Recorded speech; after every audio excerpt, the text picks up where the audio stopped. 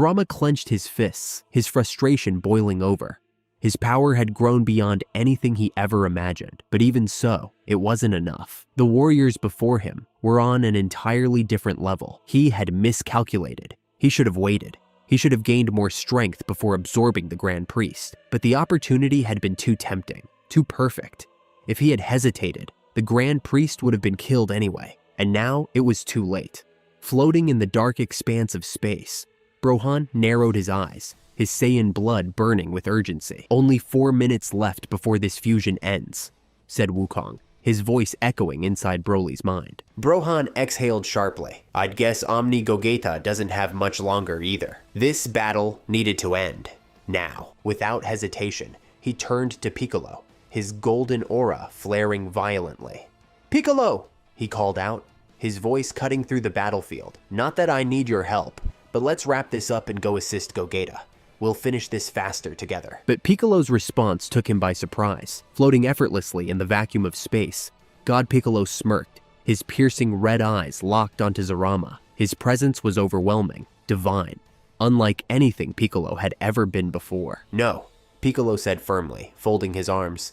"You stay out of this. I'll handle him myself." Gohan raised an eyebrow. "What?" "I want to test this new form," Piccolo continued, his voice filled with absolute certainty. "I want to see exactly where I stand, how powerful I've become, now that I've fused with every eternal dragon in existence." Zarama's eyes widened slightly. Fused with the eternal dragons? This Namekian had surpassed gods, ascending into something beyond comprehension. Then, without warning, Piccolo moved. With a single motion, he raised his hand, pointing one finger at Zarama. A faint orb of light flickered at his fingertip, humming with raw energy. Zarama's instincts screamed at him. Something was wrong.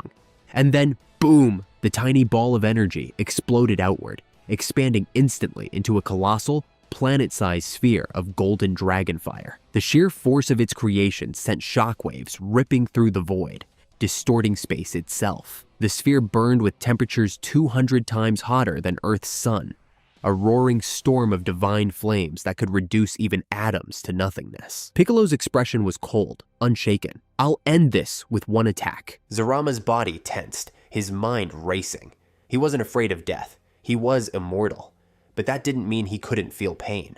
That didn't mean he couldn't be destroyed. Piccolo's crimson eyes flickered with dangerous intent. "I don't know who you are," he said, his voice deep, resonant, godlike. "But you've stood in the way of my family. And for that," his finger twitched, "you will die." The enormous sphere of dragon fire launched forward, its flames roaring with enough force to tear apart the very fabric of reality. Zarama's heart pounded as he tried to process what was happening. He needed to act, now. And then, Gohan struck a nerve. "Oh, by the way, Piccolo," he said casually, his voice cutting through the chaos. Zarama was the one who killed Gohan before. It was like an explosion went off inside Piccolo's mind. His eyes burned with pure, unfiltered rage. His aura, already overwhelming, surged outward, splitting apart the very space around him. He had been holding back before, keeping his godlike strength restrained, but now he wouldn't. With a single movement, he thrust his hand forward. The colossal dragon fireball ignited with an even greater intensity, surging toward Zarama at unimaginable speed. Zarama gritted his teeth, his massive body shaking as he extended his hands forward. He had no choice but to try and catch it. The moment his palms met the roaring inferno, agony. "I can't! No! I won't let it end like this!" Zarama roared, planting his feet in the void, his muscles straining as he struggled to hold back the attack. The fireball engulfed him, dragon flames raging around his entire form. The heat was beyond comprehension.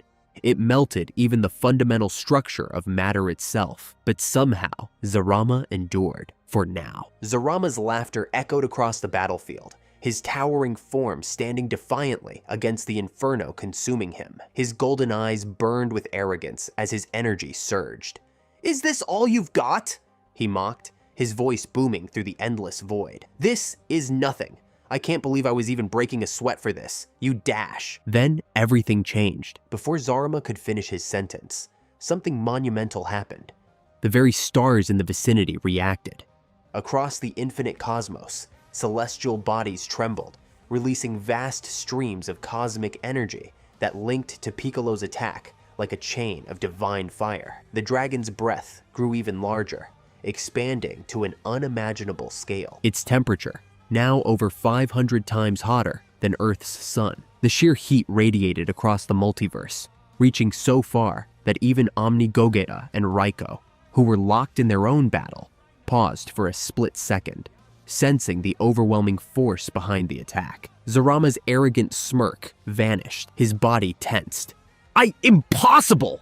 He roared, panic creeping into his voice. He felt it now, the unbearable pressure pressing down on him, the overwhelming heat licking at his skin. His golden flesh began to melt, sizzling away like wax beneath an unrelenting flame. Zarama screamed as his power erupted, his energy climbing higher and higher, but it wasn't enough. No matter how much energy he released, no matter how much he struggled, the dragon's breath continued to consume him. The flames didn't just burn, they dissolved matter itself. Even Gohan, as powerful as he was, had to release a massive burst of energy just to shield himself from the sheer intensity of the flames. His golden aura flared violently, pushing against the scorching heat to avoid being incinerated. Such incredible power, Gohan muttered, his eyes locked on Piccolo, who stood completely still. Unlike the others, Piccolo had not moved an inch. His expression remained cold, unshaken, as if he were merely observing his work. His arms were still folded, and his hand remained raised, glowing with divine energy. It was as if he were a farmer cultivating his land, letting the attack flourish under his guidance. Indeed, Wukong murmured. Gohan turned, confused by the weight in his voice. You recognize this attack? Wukong's eyes narrowed. I do. Gohan's brow furrowed. But how? This is Piccolo's technique. No, Wukong interrupted, his tone grave. This attack, it's unmistakable. For the first time, Gohan saw something rare, genuine concern in Wukong's face. It's weaker than I remember, but I'll never forget it, Wukong continued. This was the attack that Zarama used against me when I was fighting alongside Zeno. Gohan's eyes widened. Wait, what? Zarama, that traitor, Wukong spat, his voice darkening. He acts like he's your ally, like he means well, but he only gains your trust to use you, and by the time you realize it, it's too late. Wukong's fists clenched, his aura flaring slightly as old memories resurfaced. Zarama had deceived many, Wukong, the eternal dragons, even other divine beings throughout history. He had woven lies and schemes over countless millennia, manipulating mortals and gods alike. And now, he was paying the price. The battlefield had transformed into a raging inferno, a furnace so intense that even the strongest warriors present had to brace themselves. And at its center, Zarama screamed. His once mighty form was now disintegrating before everyone's eyes. The dragon's breath wrapped around him like an unrelenting executioner, burning him from the feet up. His legs were gone. His torso was vanishing, layer by layer. His arms dissolved into golden ash. And yet, he still fought, still refused to accept what was happening. This can't be happening! Zarama shrieked, his eyes wide with terror, his face twisted in desperation, his mind unable to comprehend his own demise. I am Zarama, he roared, the first mortal ever created. I was made in Zeno's image. I was meant to be. Perfect. I am the strongest. His voice cracked, his screams fading as his entire body continued to disintegrate. And then, the realization struck him. For the first time in his existence, Zarama asked himself a question. Am I really going to die? As the thought crossed his mind, only his head remained. Even that was being devoured by the flames. His golden eyes darted frantically, searching for anything, a way out, a chance to escape. But there was nothing. Only fire, only obliteration. His final moments stretched into eternity. And then, his last words echoed into the void. No, his voice was silenced, his head gone. And with that, Zarama, the first mortal, was no more. His existence had been completely erased. The battlefield fell silent. The dragon's breath, the ultimate technique of God Piccolo, had prevailed. Zarama was gone, completely erased. Not even dust remained. And yet, the dragon's breath still burned, an enormous inferno, raging wildly in the void of space. It had taken on the form of a newborn sun, its uncontrolled flames roaring across the battlefield like a divine storm. The sheer heat radiating from it was unimaginable, too intense for any life to exist near it. The cosmos itself seemed to bend under its overwhelming power. And then, Brohan moved. Without hesitation, he charged directly into the heart of the firestorm, aiming for the exact spot where Zerima had been reduced to nothing. Piccolo's eyes widened. "What are you doing, you fool?" The Namekian's deep voice echoed with both shock and warning. He had just unleashed an attack that obliterated the first mortal ever created, an attack burning at a temperature hundreds of times hotter than a star. And yet, Brohan was diving straight into it. A smirk spread across Brohan's face, his fused form glowing with unwavering confidence. His golden aura flared wildly, his muscles tensed, and his energy surged as he prepared something big. Then, it began. From Brohan's body, countless golden Kai threads erupted outward, whipping through space like divine tendrils. The sight was familiar. It looked just like the Masenko, but evolved. This attack had become his signature technique, something uniquely his. But this time, it wasn't just a weapon, it was a tool. "We can't waste this," Brohan muttered, his eyes glowing with fierce determination. To him, this was a gift from the gods. So much raw,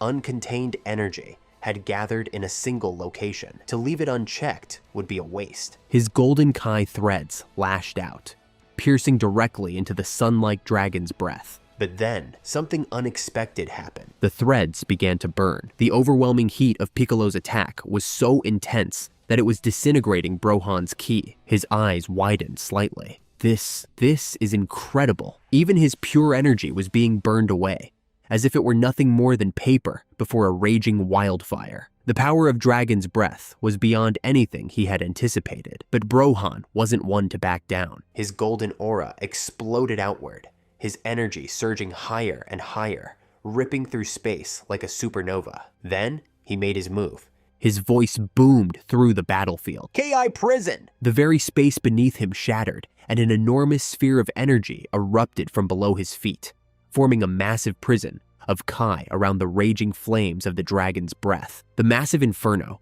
once uncontrollable, was now trapped inside the prison. The flames raged violently, thrashing inside the glowing orb of containment. But Brohan was already moving. He extended his hands forward, and in an instant, his Kai threads lashed out again. But this time, they were different. The threads pulsed with an even greater potency, sharpened and reinforced, crafted with the full extent of his power. They didn't burn away. They sank deep into the core of the dragon's breath. The energy fought back, resisting fiercely, but Brohan's focus was absolute. His mind raced, analyzing every shift, every fluctuation of energy within the flames. Then, he saw it. The building blocks of the dragon's breath, the fundamental Kai structure of the attack itself. Brohan's smirk returned. He had cracked it. He wasn't just containing the energy anymore. He was controlling it. The key prison, once a massive sun-sized containment field, began to shrink. The flames, once wild and uncontrollable, started to collapse inward. And then, the unthinkable happened. The dragon's breath, the very attack that had destroyed Zerima, was being absorbed. Brohan's body pulsed with energy as the flames flowed into him, the once raging inferno now becoming his power as it replenished his body. Brohan hovered in the center of the raging inferno, his golden aura clashing against the dragon's breath, which still roared with uncontained power. The flames swirled around him, alive and untamed, like a burning god seeking destruction. And yet, he stood calm, his fingers flexed, his mind racing. He understood the opportunity before him. "This is perfect," Brohan murmured, his eyes glinting with sharp calculation. "I can't let this go to waste." He had the ability to siphon Kai from the universe itself, a power that could sustain and empower him indefinitely. But there was one problem. Kai is life. Every living thing, mortals, animals, spirits, even celestial bodies, possessed Kai. To take from them was to kill them, and he had done it before. During his battle against the Grand Priest, he had felt it. The countless lives that vanished in an instant as he drained the universe of its ki, an unfathomable price for power. Now, there was only one universe left. Universe 7, the last standing cosmos. The weight of it sat heavy on his soul, He simply couldn't take that risk again. He would not sacrifice more lives just to sustain himself. But then, Piccolo had unknowingly given him the perfect solution. The dragon's breath was unique. Unlike normal Kai, it was made from the energy of the stars themselves. And stars held not just Kai, but something else. Mana, a separate, ancient energy source. Unlike Kai, mana was not inherently linked to life itself. It was the energy that fueled the cosmos, the force that powered celestial bodies. And normally, Brohan couldn't absorb mana. It was like trying to drink fire. It simply didn't mix with his physiology. But Piccolo's dragon's breath had changed everything. The attack had fused mana with ki, combining the two energies into a singular force. And because ki was now part of it, Brohan could absorb it. It was like a chemical reaction in a laboratory, a perfect fusion of elements that normally couldn't mix. A miracle. His golden eyes burned with realization. This is it. Brohan extended his hands, focusing every fiber of his being. The ki prison he had formed around the dragon's breath began to unravel, releasing its energy into him. The flames rushed toward him, flowing into his body like a mighty river. His muscles tightened, his veins glowed, his very soul hummed with power. And then it was done. The prison collapsed. The once roaring dragon's breath, an attack powerful enough to annihilate a god, had been completely absorbed. As the smoke cleared, Brohan floated in the vast emptiness of space, his power fully restored. He hadn't become stronger, but he didn't need to, because this was never about raw power. This was about survival. This was exactly the outcome he wanted. Brohan hovered in the dark void of space, his golden aura pulsing with newfound energy. He flexed his fingers, feeling the raw surge of restored power coursing through him. He smirked, his sharp eyes scanning his own glowing hands. That was a gamble, he admitted, rolling his shoulders as if testing his limits. But it worked. My energy's back to full, and he paused, concentrating on the feeling deep inside him. It's as if I just fused all over again. Wukong's voice echoed in his mind, steady but calculating. Yes, if I had to guess, this reset your fusion time. It increased by 11 minutes, meaning you have about 15 minutes left now. Brohan exhaled, pleased with the unexpected result. 15 more minutes. That was all he needed. A deep, commanding voice broke through his thoughts. What did you just do? It was Piccolo. The Namekian's crimson gaze locked onto Brohan, his expression unreadable. The sheer shock of seeing his most powerful attack neutralized so effortlessly was still evident in his face. Brohan smirked, waving a dismissive hand. It'd take too long to explain. Let's just focus on finishing this war. He could feel it. Piccolo was starting to suspect something. Long process, my ass, Piccolo muttered under his breath. His eyes narrowed slightly, studying Brohan. You just wanted to prove you're still stronger than me, huh? Brohan blinked. What? Oh, nothing. Piccolo smirked, but said nothing more. The Namekian crossed his arms, his dark cloak rippling slightly as he floated in place. I'll let you keep believing that, he mused, his voice dripping with sarcasm. That may have been my strongest raw energy attack, but raw power alone doesn't win a fight. I have plenty more where that came from. Brohan chuckled slightly, but Piccolo's words planted a seed of doubt in his mind. Wukong's voice cut through his thoughts again, his tone far more serious. Brohan, don't underestimate him. Brohan's smirk faded. His body is capable of far more than he's shown. Wukong hesitated before continuing. Inside him is the eternal dragon who can reverse any event, even the actions of the Omni King. Brohan's eyes widened slightly, his arrogance now replaced with realization. He had been too confident. It wasn't entirely his fault. Fusion created an entirely new persona, blending the strengths and flaws of its separate components. But that cocky confidence, that was a trait he needed to keep in check. He steadied himself, shifting his focus. Wait, you mean you can't sense them? Piccolo shook his head. No. Brohan frowned. Why not? Piccolo turned to face him fully, his expression serious. They're using godly ki. Brohan's confusion deepened. But aren't you in a god form right now? Piccolo exhaled, only in name. His voice was calm but firm. This form may be divine, but it doesn't use actual god ki. Brohan's brows furrowed. Then what kind of energy is it? Piccolo's gaze didn't waver. The eternal dragons may look divine, but their power isn't tied to the gods. Their energy operates on an entirely different level. Brohan's expression darkened as he finally stopped letting arrogance cloud his judgment. Now that he truly focused, he could feel it. Multiple, distinct key signatures within Piccolo's body. It was nothing like fusion. He muttered under his breath, "Is this a fusion?" Before he could ask, Piccolo answered, "Technically, yes." Brohan's head snapped up. "Did you just read my mind?" Piccolo smirked slightly. A little. His arms remained crossed as he continued. "I hold the power of the Eternals now. I can hear thoughts. To an extent." Wukong's voice echoed in Brohan's mind, steady yet firm. "See, I told you." Brohan's golden aura crackled around him as he absorbed Wukong's words. "He's capable of far more than he's shown. Be thankful he's an ally and not an enemy." Brohan frowned slightly, still staring at Piccolo. "So, are you saying he's stronger than me?" Wukong let out a slight chuckle. "What am I, an energy calculator? How could I possibly know that?" Brohan rolled his eyes. "Then why bring it up?" "Because I can tell," Wukong continued. "His body, it's holding back. That attack was just a fraction of what he's truly capable of. But when it comes to who is stronger between you two," he paused for a moment. "That, I don't know." Before Brohan could respond, Piccolo's deep voice cut through the silence like a blade. "Enough daydreaming." Brohan snapped out of his thoughts, refocusing as Piccolo stared him down with those piercing crimson eyes. "Your fusion has a time limit," Piccolo reminded him. "Now stop wasting time and take me to Goku and Vegeta." There was something different about Piccolo. He was more assertive now, almost commanding.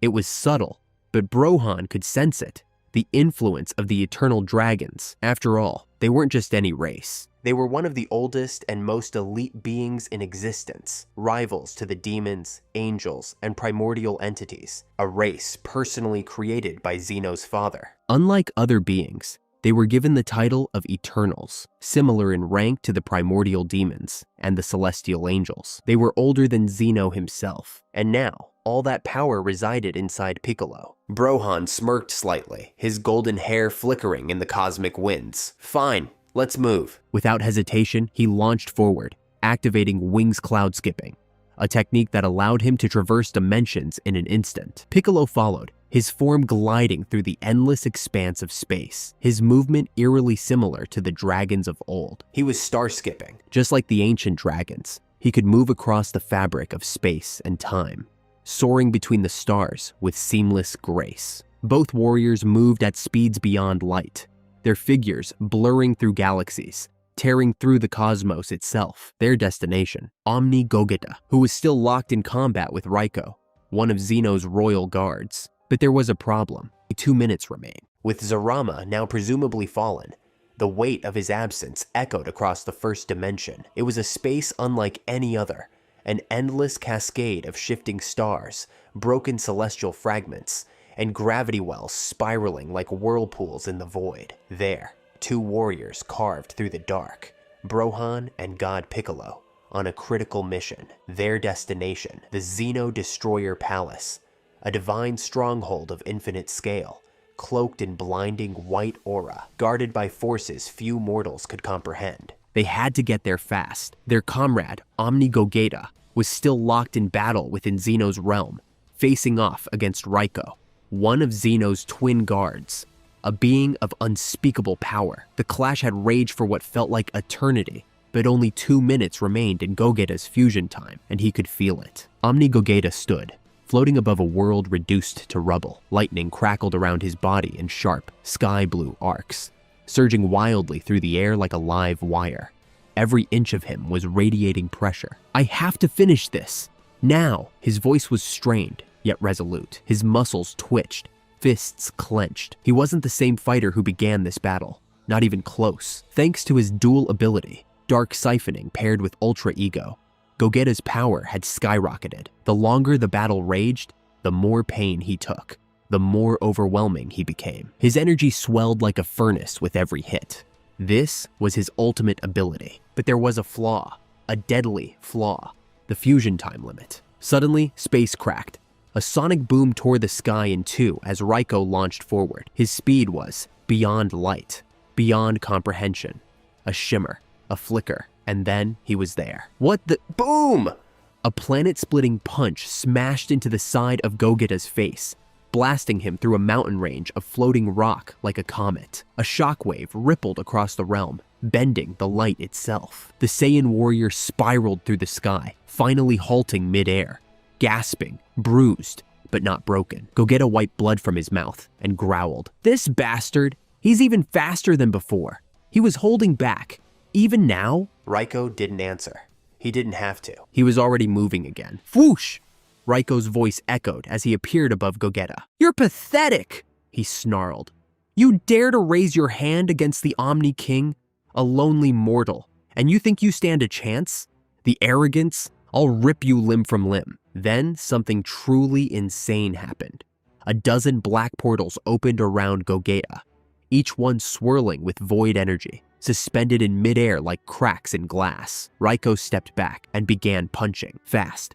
Each punch was like a sonic rifle, delivered with such ferocity the wind itself couldn't keep up. And somehow, each punch passed through a portal and reappeared instantly around Gogeta.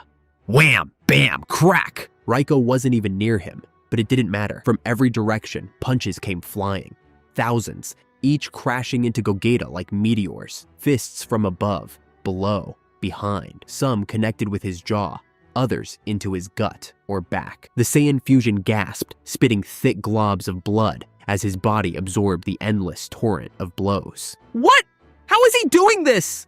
Gogeta growled, trying to block, to move, anything. But the barrage continued, the air shattering with every hit. And yet, even as he bled, he smiled. Because it was working. His body, his dark siphoning and ultra ego, they weren't just surviving, they were thriving. With every strike Gogeta took, his ki flared. His muscles bulked, his bones hardened. His energy wasn't just growing, it was evolving. He wasn't just tanking damage, he was weaponizing it.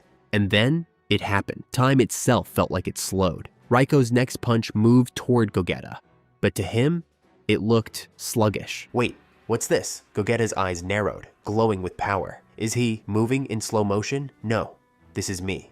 This is my power. Suddenly, Raiko's next punch never landed. Gogeta caught it, barehanded. Raiko's eyes widened. What? With a fierce roar, Gogeta yanked Raiko through one of his own portals and smashed him into the shattered planet surface below. Rocks exploded, clouds parted, and a crater 10 miles wide formed beneath them. Boom! The God-tier warrior groaned, stunned for the first time. How is he gaining so much power? Raiko gasped, coughing. It's like the longer this fight goes on, the stronger he gets. Omni Gogeta floated above the broken crust of a ruined world, his silver-blue aura churning around him like a living storm. He raised his right hand high into the air, fingers outstretched. As he focused, a sparkling orb began to form, tiny at first, then growing rapidly until it rivaled a moon in size. It shimmered with shifting colors, like a rainbow forged from pure divine essence. This was no ordinary ki blast. This was his Stardust Breaker, also known as the Soul Punisher, a move capable of purging all evil down to the soul, or utterly annihilating its target if they were consumed by darkness. This will be your end, Gogeta roared, his voice echoing through the fabric of the dimension. Sparks of divine lightning danced along his body. You gods act like you're righteous, walking around like you're above it all. But I see through it. You're just as twisted as the monsters you judge.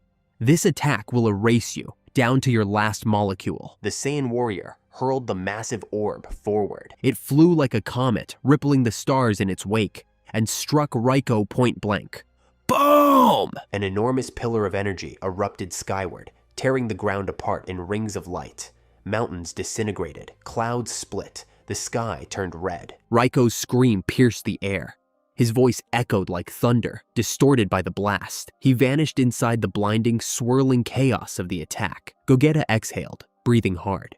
He lowered his arm, a tired smile spreading across his face as he hovered above the destruction. That should have done it! But then, from inside the blast, the screaming stopped. The energy storm unraveled like mist, and a calm, standing figure emerged, still intact, still smirking. Just kidding, Raiko said flatly. Gogeta's expression snapped into confusion. Raiko stepped forward from the remains of the Stardust Breaker.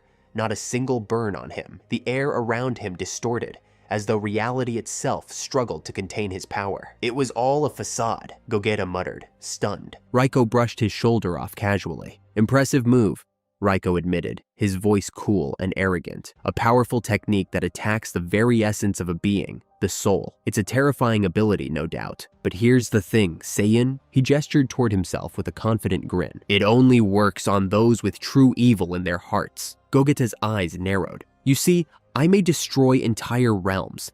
I may crush armies and silence rebellions. But I do not act on my own desires. I serve one being. Every action I take is for Zeno. We are not tyrants. We are guardians. My duty is to protect the Omni King from all threats. No hatred, no ambition, just obedience. The air shimmered as Raiko's divine energy surged. That means your Soul Punisher has no effect on me. None of your kind's holy light can burn a servant of absolute balance. Gogeta floated in silence, fists trembling at his sides. Tch, I should have known it wouldn't work, he muttered. His breathing was heavier now.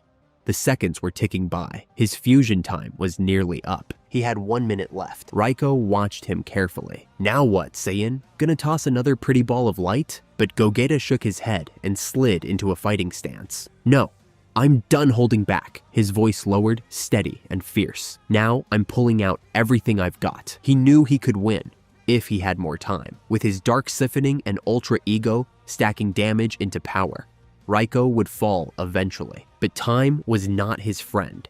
And then, an idea sparked in Gogeta's mind. He paused, eyes widening slightly. Wait a minute. There was one more card to play, one more technique, but it was dangerous, too dangerous. If he used it, the fusion might end instantly.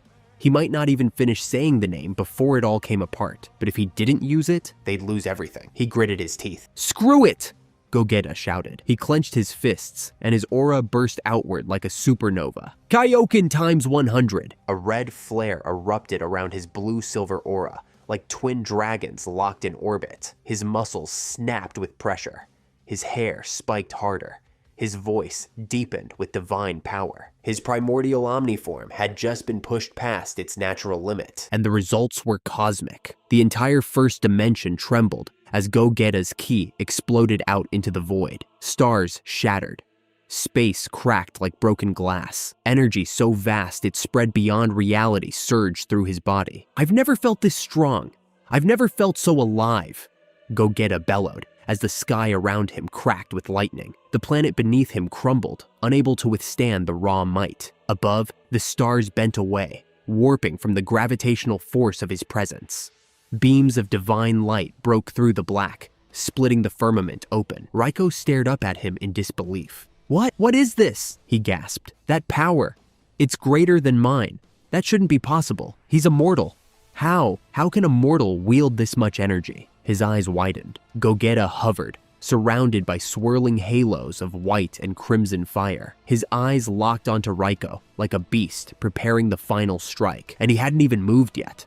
Above the wreckage of a shattered realm, where skies bled light and the air itself groaned with pressure, Raiko stood still, eyes slowly closing. But he wasn't meditating. No, he was reaching out, his consciousness linking across dimensions to his twin, Kairo, who stood at Zeno's side in the third dimension, where even higher matters were being discussed with their creator and their father. But just as Raiko's mind began to drift, wham! Two sudden forces slammed into his arms, locking him in place from behind. His eyes snapped open in shock. You again? He roared, twisting his head to the left. There stood Gohan, gripping Raiko's left arm, face tight with focus. To the right, another stranger, a presence of divine gravity. His energy was calm, yet ancient, godlike. God Piccolo. Raiko narrowed his eyes. So it was his power I felt earlier, he muttered. The moment he tried to resist, he felt their strength. Not just raw ki, but tight, trained, perfectly disciplined martial power. Every pressure point, every movement locked in like a technique from ancient mortal art.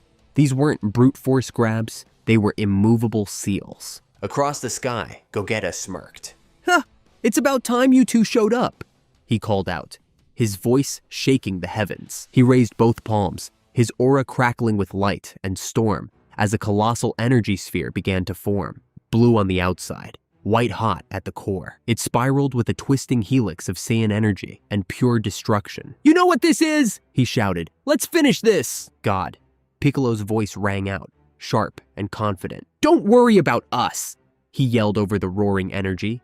"Do what you have to do. We'll survive it." Brohan nodded. "Make it count." Gogeta's smile widened as he focused every ounce of remaining time and energy into the blast. The Big Bang Kamehameha began to swell, burning a hole through the sky itself. But he wasn't done. Not yet. With a fierce scream, Gogeta poured more power into the sphere, and this time, he infused it with a second force. Hakai. The moment the energy of destruction merged with the Saiyan wave, the color shifted from brilliant blue to a deep, devouring purple. The sphere shimmered with annihilation, pure entropy in motion. This wasn't just a Kai wave now. It was a universal reset button. "Are you sure you can survive this?" Gogeta shouted down at his teammates, arms trembling under the force of the energy. Brohan's eyes twitched. Sweat beaded on his brow. "Of course!" he called back. Piccolo didn't speak. He just gritted his teeth and held Raiko tighter. Gogeta knew his Kaioken X-100 had taken a toll. The fusion was breaking. Only seconds remained. 20. This was it. He fired. "Big Bang Kamehameha! Hakai version!" The massive purple wave roared across the sky like a living beast. The heavens split open. The entire realm tilted as the energy carved through reality. Raiko's face went pale. "No, no!" he screamed. "Cairo! Brother, I need you now." The beam was seconds away. Then, at the perfect moment, bam! Piccolo and Brohan moved in tandem, pulling their legs back and launching a twin spinning back kick straight into Raiko's spine, hurling him directly into the incoming wave. Boom! The blast detonated on contact. A rupture of energy cracked the very dimension. Rings of shockwaves expanded like a black hole going nova. A cosmic aftershock rippled outward, shaking Universe 7 itself. Even on planet Namek, far beyond the battlefield, Bulma, Chi-Chi, and others froze as the ground beneath them quaked violently. "What was that?" Bulma gasped. "I felt it too." Chi-Chi held her chest. "That energy, it felt like Goku, but back in the battle." Something had gone horribly wrong. Even as the blast consumed Raiko, something shifted. At the very moment of contact, a new presence was felt. No, not new. Two presences became one. Raiko's body twisted unnaturally in midair. Light surrounded him, dark red and black, swirling together like a fusion gone mad. And then Cairo arrived. But this wasn't a fusion. This was something deeper, older, more terrifying. You see, Raiko and Cairo had once been a single being, one entity, one body, before Zeno himself separated them into twins, assigning them the role of guardians. They had vowed never to return to that state. But now, desperate to survive, they broke that vow. They remerged, not by technique, not by fusion, but by instinct. They became Guardian. A monstrous, divine figure, towering, pulsing, radiating enough pressure to bend time. But there was a cost. Control. This wasn't an elegant merge. It was berserk, a flood of power with no leash. Raw chaos in divine form. And just as the dust cleared, crack! Gogeta's body split apart. Time had run out. The fusion failed. Before their allies' eyes, Goku and Vegeta reappeared, both gasping, weakened, thrown back midair by the recoil. "What just happened?" Goku shouted. He turned his head and froze. Raiko hadn't just survived. He had transcended. The battlefield was still shaking, energy and rubble suspended in midair, as if time itself had lost control. But Goku and Vegeta weren't looking at the destruction anymore. They were looking at him. The being that stood before them was no longer Raiko. This was something else, something worse. A towering figure, half wrapped in swirling dark mist, half glowing with raw, divine energy. The storm around him pulsed with veins of lightning crawling up his body. His silhouette was jagged, his form constantly shifting, unsteady, unstable, and yet powerful beyond reason. Guardian. The fusion, or rather reconstitution, of Raiko and Cairo, the original being that Zeno himself had split long ago. Goku's eyes widened. That's him? That's not just power, that's something else. Vegeta gritted his teeth, his aura flaring slightly. Where did all this power come from? He muttered. Before either Saiyan could move,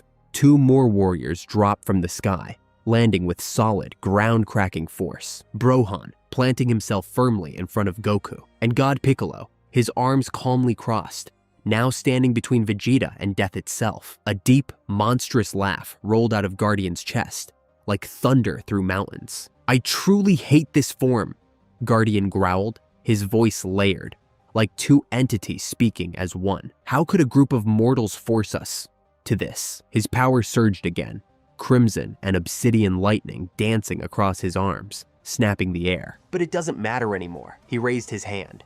The wind screamed around it. Any being that lays eyes on this form will not live to talk about it. Goku narrowed his stance.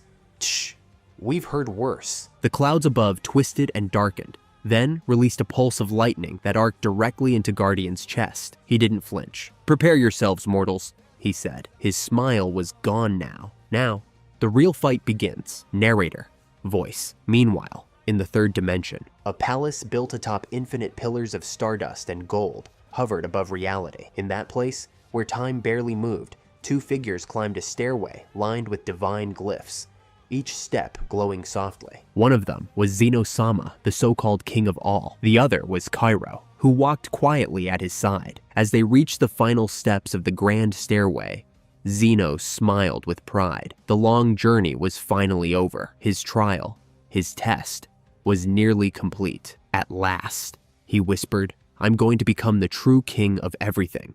The title my father still holds will be mine." But the smile didn't last. In an instant, Zeno stopped. His eyes went wide. He felt it, a sudden emptiness in the flow of life. A light snuffed out. His hands trembled. "Wait," he muttered. What just happened? The world around him remained silent.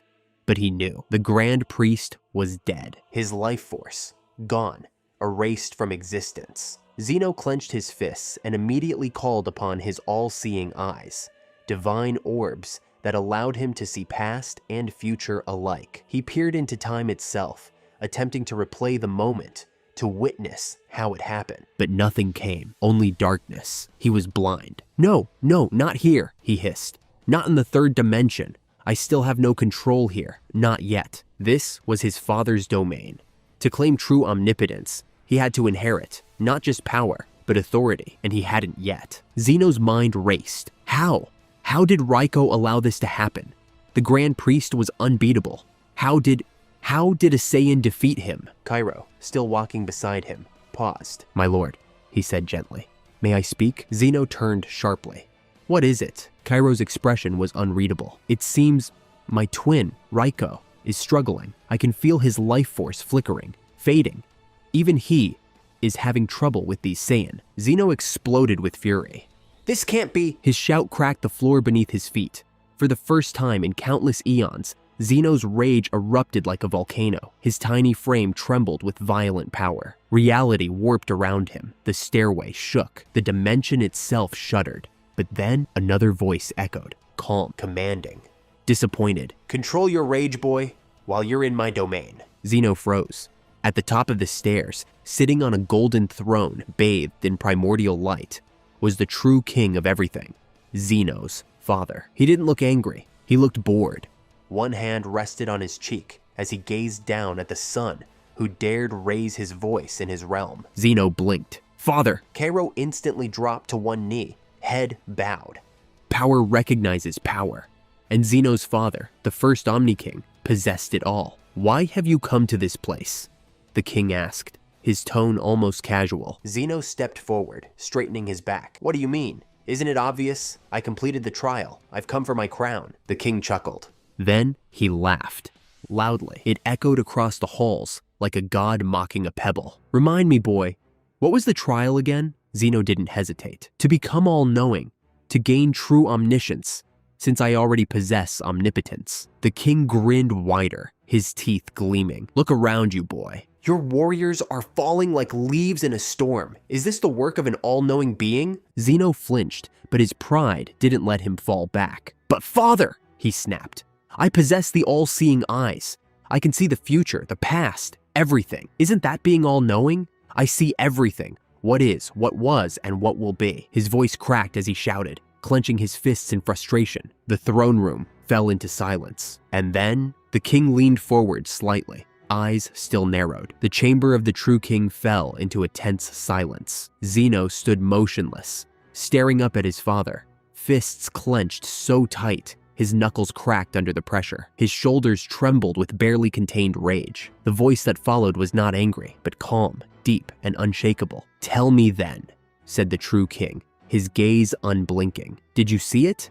Did your precious eyes witness the death of my priest?" Zeno's pupils shrank. He meant the grand priest, the one Zeno had trusted, the one raised to believe he was born to serve the child king. But now, the truth slipped from his father's lips. The grand priest hadn't just served Zeno. He had been created by Zeno's father, and he had never known it. Zeno's voice was low, but sharp. I would have seen it, but I was here, out of range.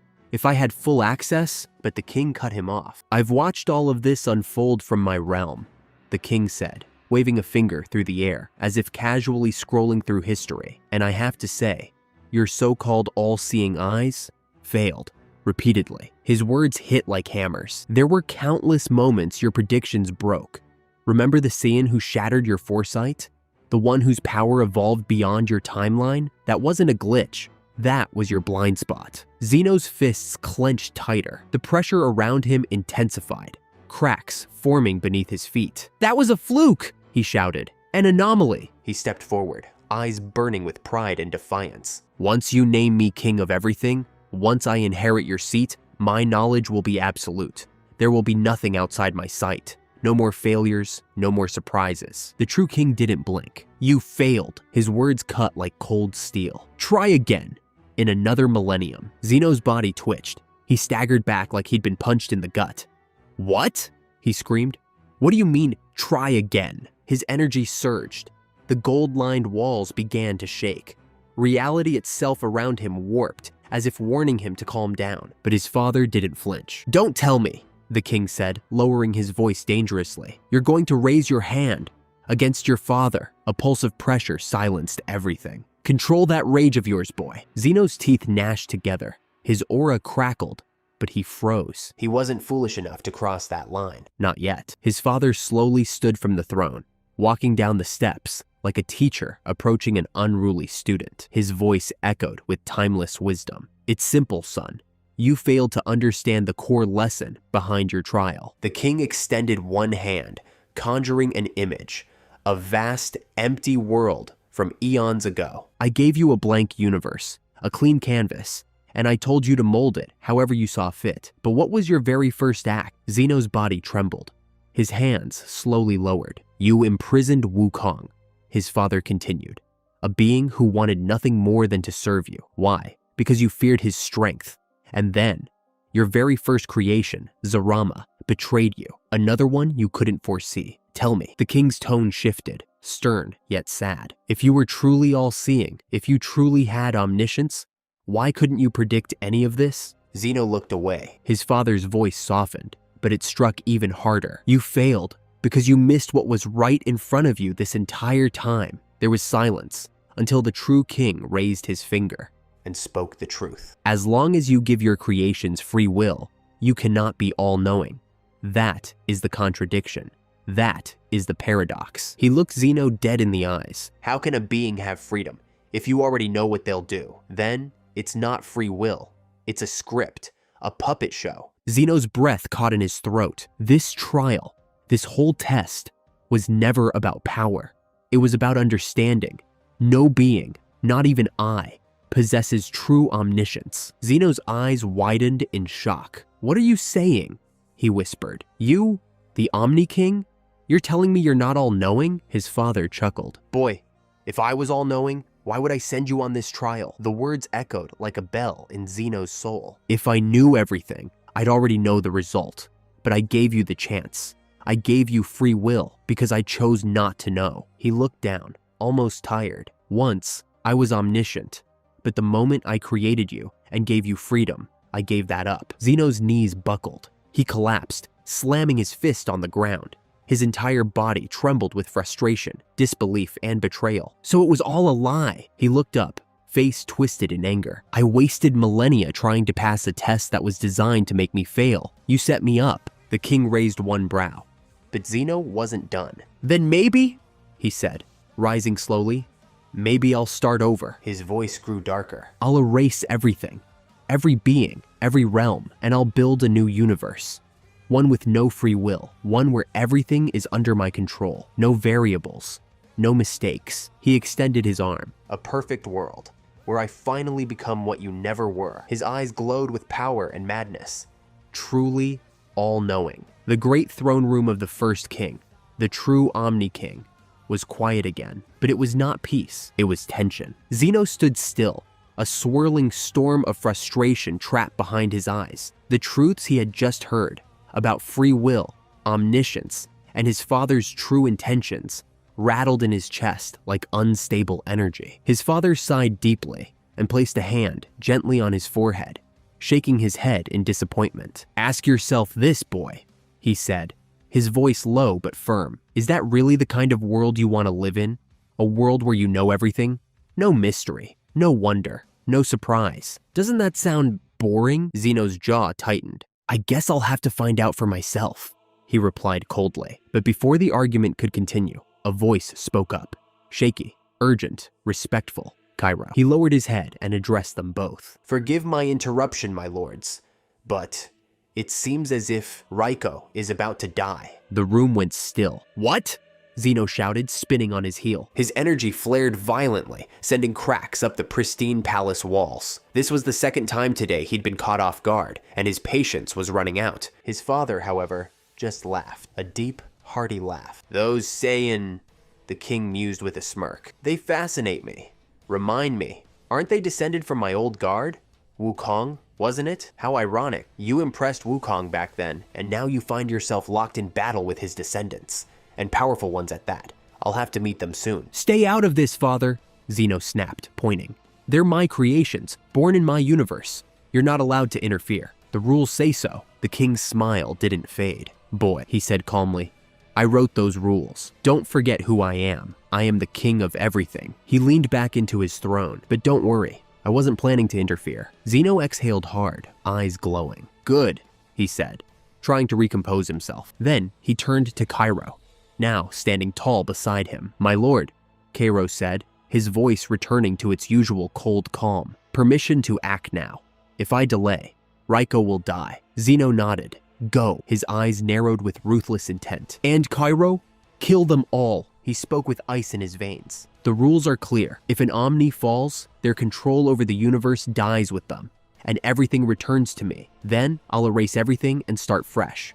No free will, no surprises, no resistance." Cairo bowed low. "Yes, my lord." His body began to flicker, like a glitch in the fabric of time. First his limbs, then his torso. Then his entire presence began to fade, as if reality itself was letting go of him. And then, in the blink of an eye, he was gone. The true king watched quietly from his throne, still smiling. "Are you sure you don't want to handle this yourself this time?" he asked, his voice teasing. Zeno didn't answer right away. Instead, he lowered himself slowly into a smaller throne beside his father's, equal in shape, but noticeably lesser in size. He exhaled deeply, resting his back against the golden seat. "Father," he said with quiet confidence, "it seems you've forgotten what Raiko and Cairo are." He looked up at the ceiling, where divine glyphs danced slowly in spirals. "You forget they were once a single being, before you split them, and in their merged form," his eyes sharpened, "they can rival even Wukong." He crossed one leg over the other. "Guardian won't lose." The father and son sat side by side in eerie silence, the divine realm pulsing softly with energy as they waited, calm, composed, and cold. They waited for the result of the war they had set into motion. Scene switch. Present time. The sky was twisted. The clouds were gone. Even the color of reality had shifted. Everything felt darker, heavier, almost unnatural. Floating high above the shattered battlefield, a singular figure hovered in silence. Guardian, the merged berserk form of Raiko and Cairo. He wasn't moving. He didn't need to. His presence alone bent the light, warped the air, crushed the gravity around him. Waves of energy pulsed out from his body, like sonar crashing through dimensions. The planet below cracked, trees withered, and lightning stitched across the horizon, striking in every direction. Goku looked up, barely able to breathe. Vegeta clenched his fists. Gohan, wide-eyed, readied his stance. And God Piccolo narrowed his gaze, his divine cloak fluttering in the ever-growing storm. "We're fighting something ancient," Piccolo muttered. "Something just as old as the eternal dragons?"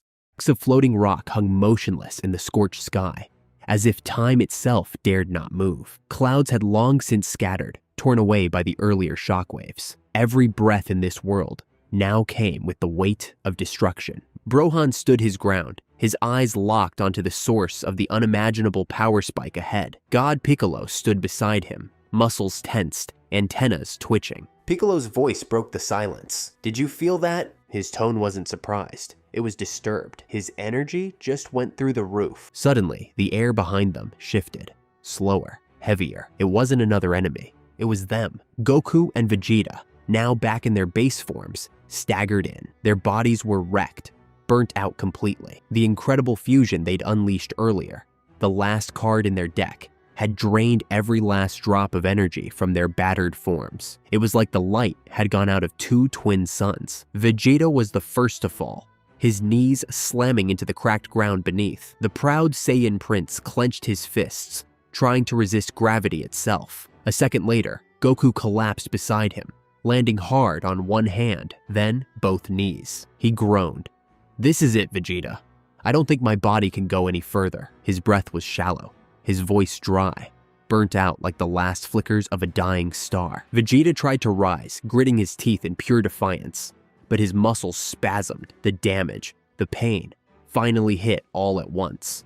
The price of Ultra Ego and Dark Siphoning was coming back for vengeance. Ah! His scream cut across the battlefield, a raw surge of agony. His body jerked forward. Purple lightning cracked around him as his energy surged in violent bursts, completely unregulated. His cheeks flushed red. Veins pulsed through his arms as he tried to suppress the agony, pressing one hand over his stomach. Then, unexpectedly, Goku lurched again. He clutched his chest, gasping. The air around him twisted as if reacting to something deep within him breaking loose. He didn't have Dark Siphoning.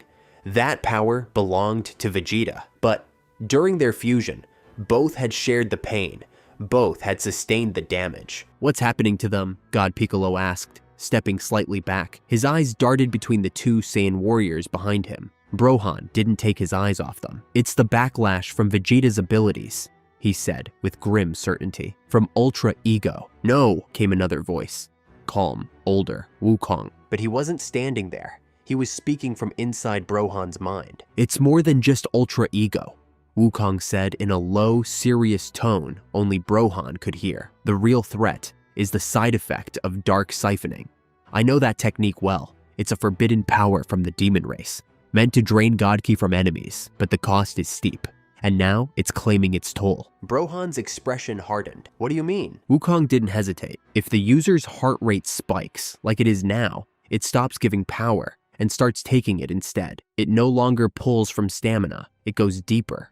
It drains life itself." Piccolo turned sharply. "Are you saying Goku's life energy is being used up?" "Yes," Wukong answered. "Because he doesn't carry demon blood. Vegeta does. That's why Vegeta can control it. Survive it. Barely. But Goku? He's never meant to wield that kind of power. Through fusion, he inherited the effect, but not the resistance. And now, it's eating him alive." A pulse of black and purple energy surged from Goku's back. His eyes bulged. He grabbed his chest again. "His stamina's gone," said Wukong. "And since the fusion burned it all, the siphoning technique is using what's left. His life force. It's a cursed gift. One made for demons, not Saiyans." God Piccolo turned his head, narrowing his eyes. "Wait a second. Broly? No, Gohan? Is this the man you told me was in your head?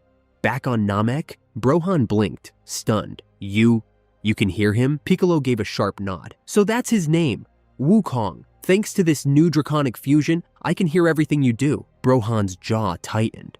"Wow, you weren't kidding." Before Gohan could respond, before any words could even form, Goku's body arched back violently. "Ah! Gah!" he screamed. His voice ripped through the air like a blade tearing the sky. His chest heaved, his pupils dilated.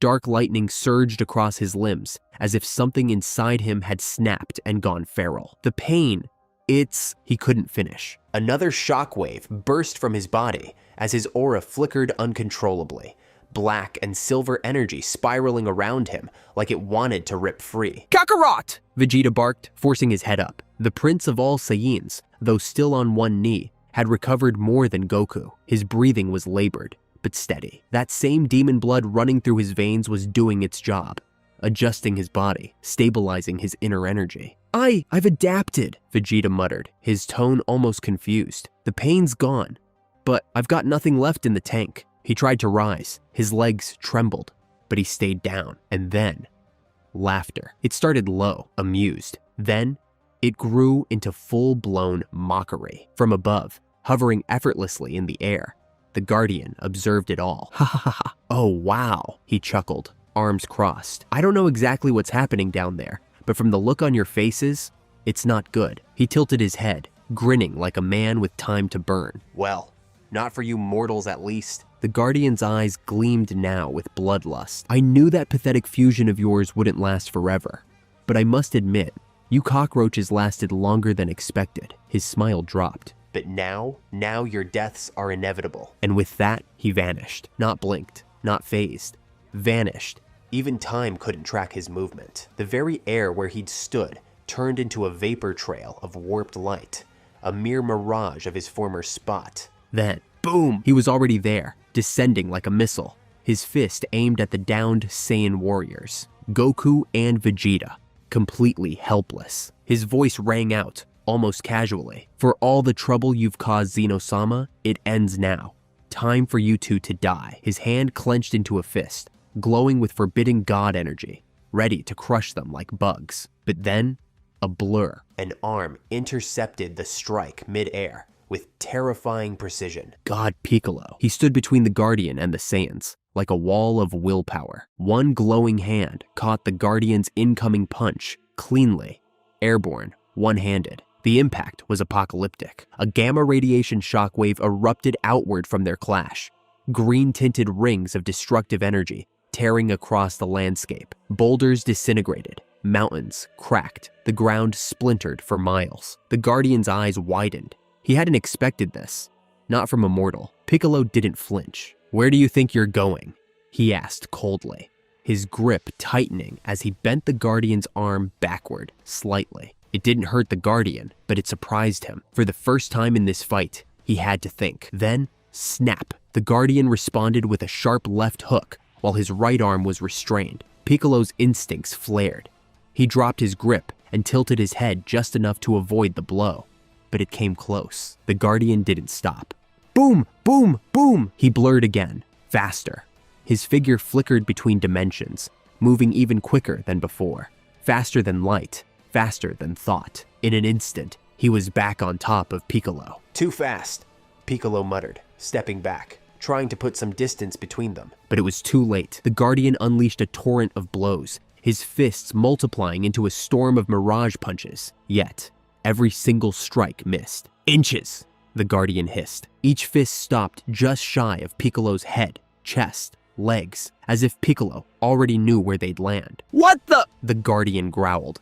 He pushed harder, faster, weaving in spirals, using multi-phase footwork, even layering feints and dimensional displacements. Still, nothing hit. This is impossible, he snarled. He's not faster than me. How is he dodging every single blow? And then it hit him. He's reading my mind? He stopped mid-attack, hovering back, shocked. That's the only thing that makes sense. He knows what I'm going to do before I do it. He was half right, but the truth was even more dangerous. God Piccolo wasn't reading his mind. He was hearing it. Ever since fusing with the Eternal Dragons, Piccolo had awakened a power most mortals couldn't even comprehend. Every thought, the Guardian's next move, his strategy, even his muscle twitches, were echoing into Piccolo's ears before they happened. Combat precognition, thought to action interception.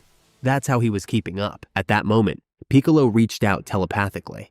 His voice echoed across the mental plane, calm but urgent. Brohan, listen, I can't hold him forever. Figure out a way to help Goku, now. Brohan stood frozen for a moment, eyes locked on the battle in the sky. Then, without turning his head, he spoke inwardly. King? His mental voice echoed across the vast inner space of his mind. You said this backlash. It's draining life energy, right? Wukong's voice answered calmly, like a wise general watching from beyond the clouds. Yes, he replied. Life energy, spirit ki. It's all being pulled from Goku to feed the siphon's demands. Brohan clenched his jaw. His golden aura flickered. Then, I have a plan, he said aloud. His tone was confident, but heavy with something deeper.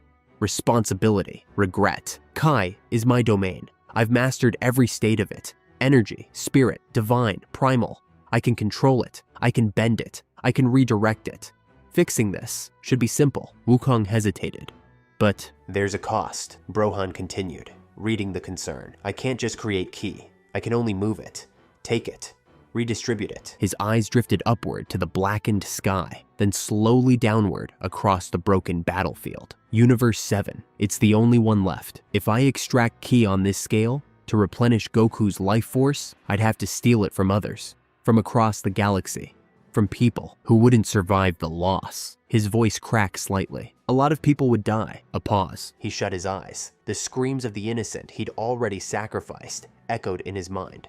Nameless, faceless lives, traded for power, for peace. He had once sworn to undo it all. He'd gathered the Dragon Balls to bring them back. But that hope had vanished. Piccolo had fused with every eternal dragon to save them all. There were no Dragon Balls left. Now there was only him. There's another way, Brohan said. I could give Goku my life energy. That might stabilize him, but if I do that, it'll break the fusion.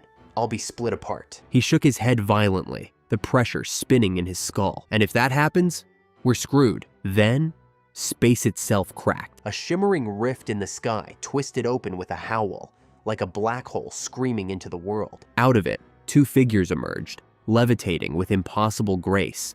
Two presences that turned even the atmosphere sharp and dense. Lord Beerus and Lord Frieza. Their power signatures struck the battlefield like thunderbolts. The wind reversed direction. Debris lifted off the ground. Even the clouds rippled backward. They hovered in silence, glowing faintly, but their faces weren't calm. They were shocked. What in the hell is going on here? Beerus said, eyes wide. His usual bored demeanor was gone. Panic was in his voice. Frieza squinted downward, shielding his eyes from the overwhelming light. Is that the Namekian? He asked. But how? His voice trembled. He's radiating so much power. I can barely breathe. The entire planet pulsed with energy. The air was thick like soup. If they hadn't been gods, they would have passed out from the sheer weight of the energy field alone. Then Beerus saw them. Down below, Vegeta and Goku collapsed, drained, dying. His face twisted. You two! He roared. His eyes burned with rage. It's because of you that Whis is gone. He exploded forward, aura trailing like a comet's tail. His fists trembled with divine fury. But before he could reach the ground, crack! A golden flash. Brohan appeared in the air ahead of him, faster than even Beerus could track, and with a single backhanded slap, he smashed the god of destruction sideways out of the sky. His body spiraling like a meteor, crashing violently into the ground below with an earth-splitting impact. Boom. The planet shook before Frieza could even react. How dare you! He snarled. He transformed instantly into his black form, aura twisting into a galaxy of dark stars. He launched forward, claws glowing, but he too was met with the same brutal greeting. Slam! Brohan pivoted midair and slammed his foot into Frieza's chest, sending him crashing next to Beerus. Two of the strongest beings in the multiverse flattened. The wind howled around Brohan's still body. As dust cleared, he stood alone in the air, watching the two gods below. His eyes narrowed. What are they doing here? He muttered. He hadn't seen either of them since their last encounter, since they'd escaped on Bulma's ship, tails between their legs. Why now? Back on the battlefield, the Guardian, still exchanging blows with God Piccolo, paused for the briefest moment, sensing something familiar. His voice echoed calmly. Is that the god of destruction of Universe 7? He narrowed his gaze. Piccolo didn't waste the opening. He inhaled deeply, then unleashed a devastating mouth blast of raw divine energy. Dragon's breath. A torrent of emerald fire surged from his mouth, the force of it strong enough to rip valleys apart. It roared across the air and collided with the Guardian, exploding into a blinding light. Boom! A massive crater formed beneath the impact, the sky above it turning white hot from the energy spike. But as the smoke began to clear, Piccolo's eyes sharpened. From within the blast zone, a silhouette emerged, unmoving, untouched. The Guardian hovered there, arms crossed, not a scratch on him. A scream, raw, primal, echoed across the battlefield once more. It wasn't just noise. It was Goku, his voice cracking through the chaos, layered with pain and desperation. His body convulsed again. Dark cracks of unstable ki burst from his skin like lightning, twisting violently through the air. His heart wasn't racing anymore. It was slowing down. But this wasn't recovery. This was worse. It was the final stage, the point of no return.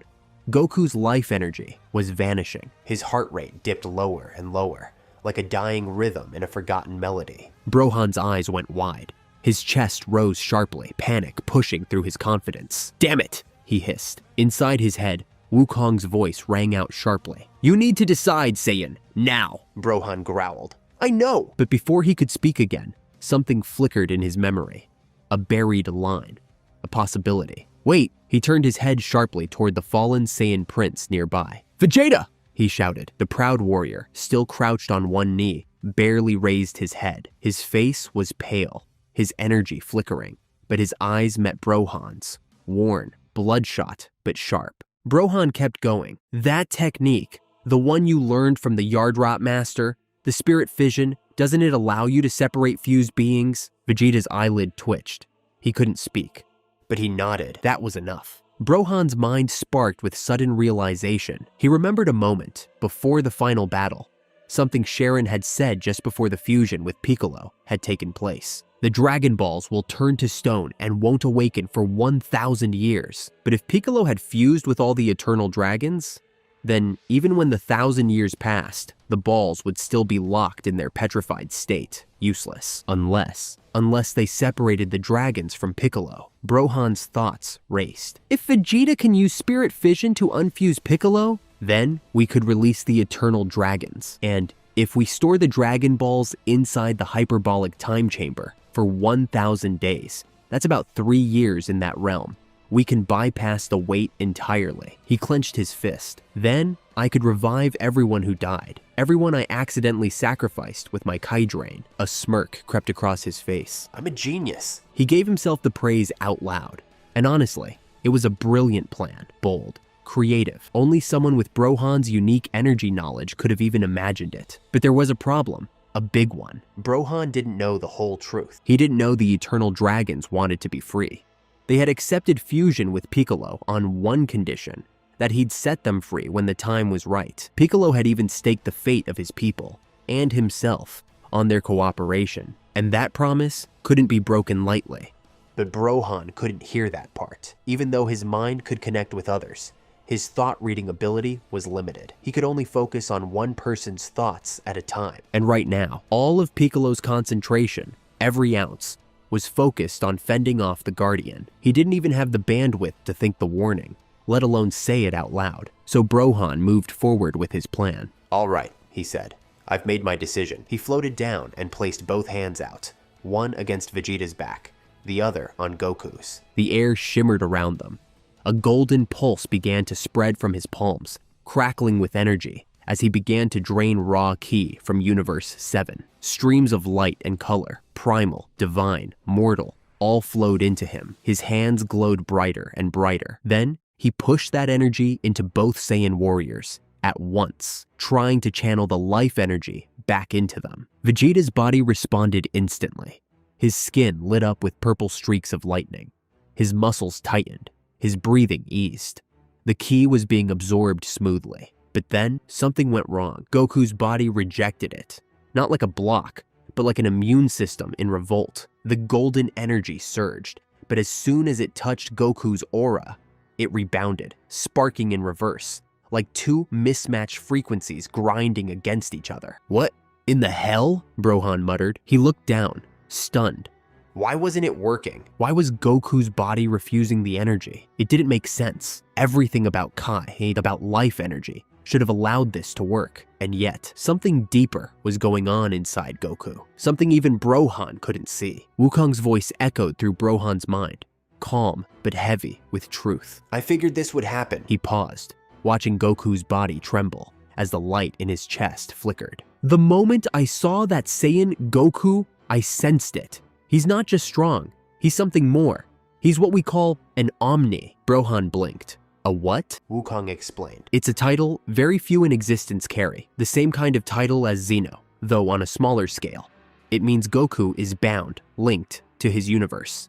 He's part of its very fabric. Brohan's heart skipped a beat. Wait, so you're saying, Wukong continued, yes, Goku draws strength from Universe 7 itself, and as long as it thrives, so does he. But if the universe weakens, or worse, dies, then so does he. And then, it made perfect sense. Goku's body had been rejecting the foreign ki not because he couldn't absorb it, but because that unstable, stolen energy was damaging his own life source, his universe. Goku, barely able to lift his head, managed to shout with the last breath of strength he had left. Stop! His voice cracked, filled with raw desperation. You're gonna kill them! He didn't mean the enemies. He meant his people, his stars, his planets, his entire universe. Brohan froze.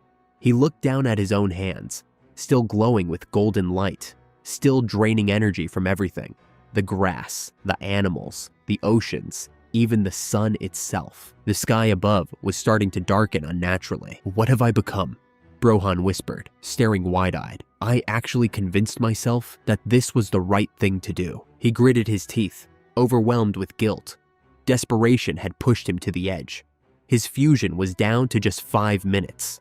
God Piccolo was barely holding the Guardian at bay, and he believed, Goku and Vegeta were about to die. Anyone would have made that call, wouldn't they? But just then, a voice steadied the storm. Don't worry, son. Goku, eyes shut, lips barely moving. I'm not gonna die. Not today.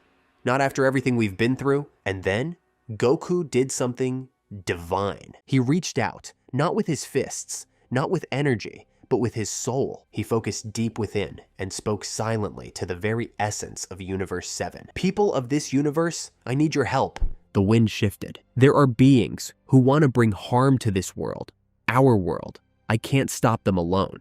So please, lend me just a little bit of your strength. It was a call that echoed across all space and time, just like the spirit bomb, but more refined, more connected. Animals stirred, trees trembled, rivers shimmered. The sky lit up as energy poured forth, not ripped away, but given freely.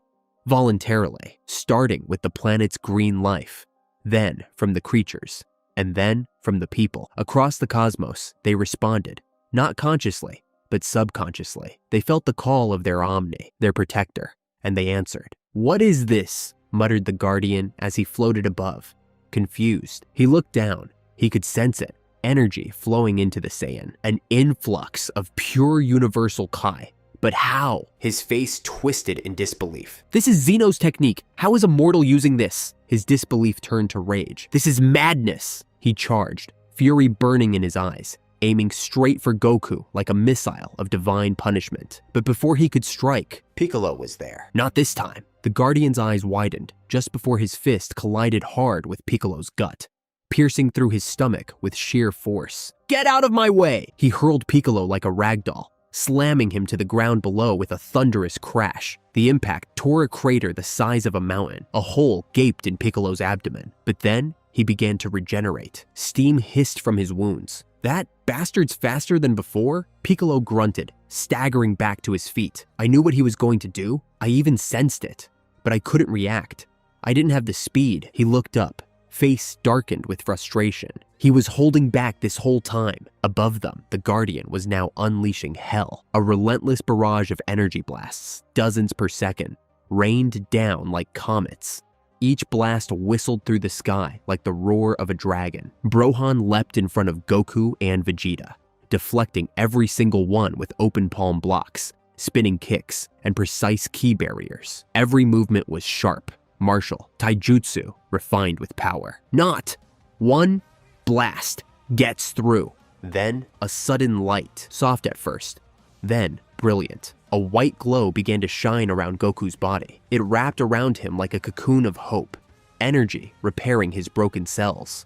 His heart rate stabilized. Vegeta rose next, aura crackling.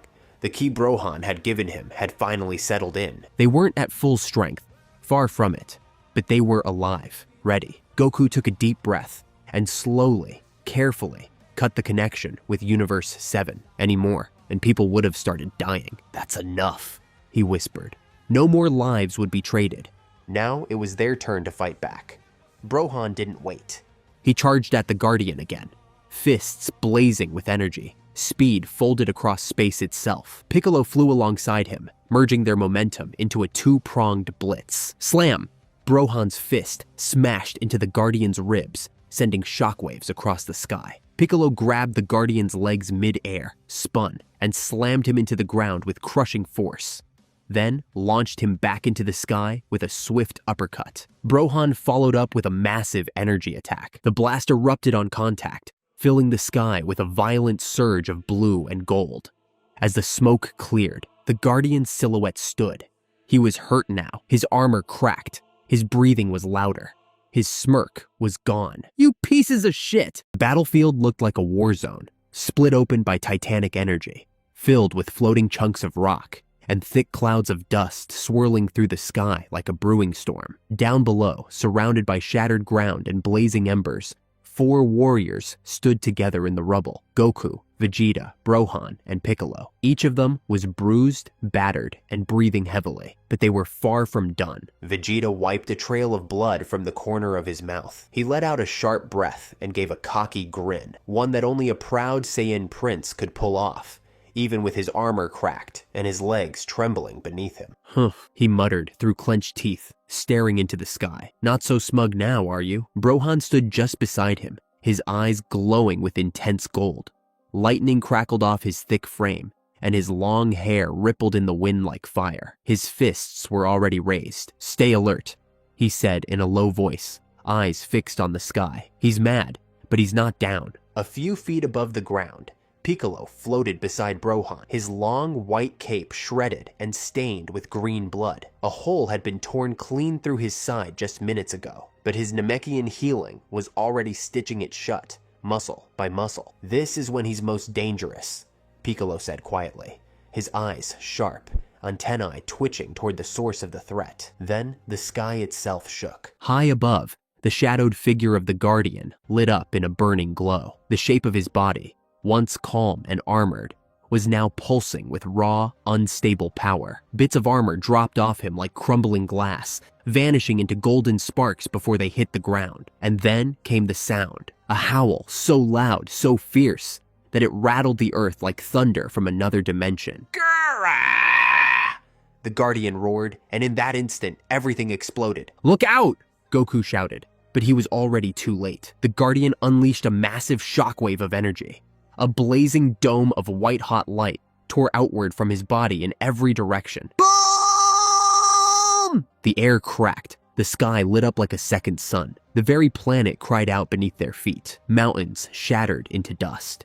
Jagged cracks webbed through the battlefield like broken glass. Chunks of rock were vaporized the moment they touched the Guardian's energy. Brohan was the first to react. He crossed his arms tight in front of him and dug in. Even with all his strength, the shockwave slammed into him like a freight train. He skidded backward through the air, boots scraping up sparks along the ground. Piccolo quickly threw up both hands and summoned a glowing barrier, an energy shield that pulsed green. The light wavered and cracked, barely holding back the wave of destruction. Behind him, Goku and Vegeta crouched low, bracing themselves with grit teeth. They took cover behind Piccolo's shield, dust and debris pelting their sides like bullets. When the wave finally died down, the 4 warriors stood again, shaken but alive. They looked up just in time to see the Guardian, a blur of light and shadow, already charging down from the sky. His speed was unreal. The air itself couldn't keep up. Whoosh! Before they could blink, he was there. Rah! The Guardian bellowed, and with a sound like a bomb going off, he swung a brutal right hook toward Brohan. Crack!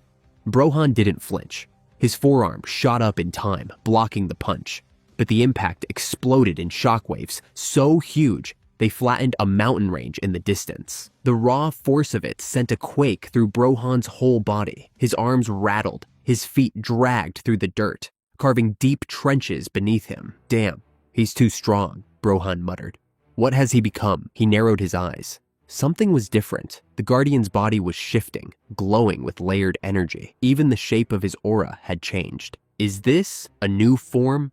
Brohan thought. He didn't like the answer his instincts gave him. In that same breath, the Guardian whipped around with a lightning-fast spin kick toward Piccolo's head. Wham! Piccolo raised his arm just in time. The Guardian's kick slammed into his block and sent him flying back through the air, blood flying from a fresh tear in his arm. He hissed through gritted teeth, green blood dripping down his fingers. Even braced, the Guardian's strength felt like getting hit by a planet. There is no hope in you fools defeating me. Not as I am now, the Guardian growled, his voice cold and deep like thunder in a cave. I am now one with my brother. Our power has returned to its original state. And from the beginning, we were some of the strongest guards ever to serve Lord Zeno. He didn't give them time to react. He vanished and reappeared between Brohan and Piccolo, arms already in motion. Ta-ta-ta-ta-ta-ta-ta-ta! A flurry of blows rained down in a blur. Fists, palms, elbows, charged with blue fire. Each one struck like a cannon. Brohan and Piccolo moved together. No plan, no training, just instinct and raw battle awareness. Brohan ducked and spun, delivering a blazing uppercut toward the Guardian's ribs, while Piccolo countered from behind with a double demon wave, streaks of purple light twisting through the air. The sky lit up with shockwaves, after images flashing in every direction. The sound of fists colliding echoed like thunderclaps. Brohan's moves were wild but focused. Tight footwork, clean dodges, powerful counters. He flowed like a trained brawler, but hit like a berserker. Elbow strikes cracked against the Guardian's armor. And yet, he kept charging in, again and again, no matter how many hits he took. The rage was building in his eyes. His muscles tightened. His attacks came faster. The Broly in him was beginning to break through. God Piccolo moved like liquid lightning. His limbs snapped and weaved with a calm precision, reading the Guardian's movements as if watching a play he'd already seen. Every dodge was exact. Every counterattack landed with surgical force.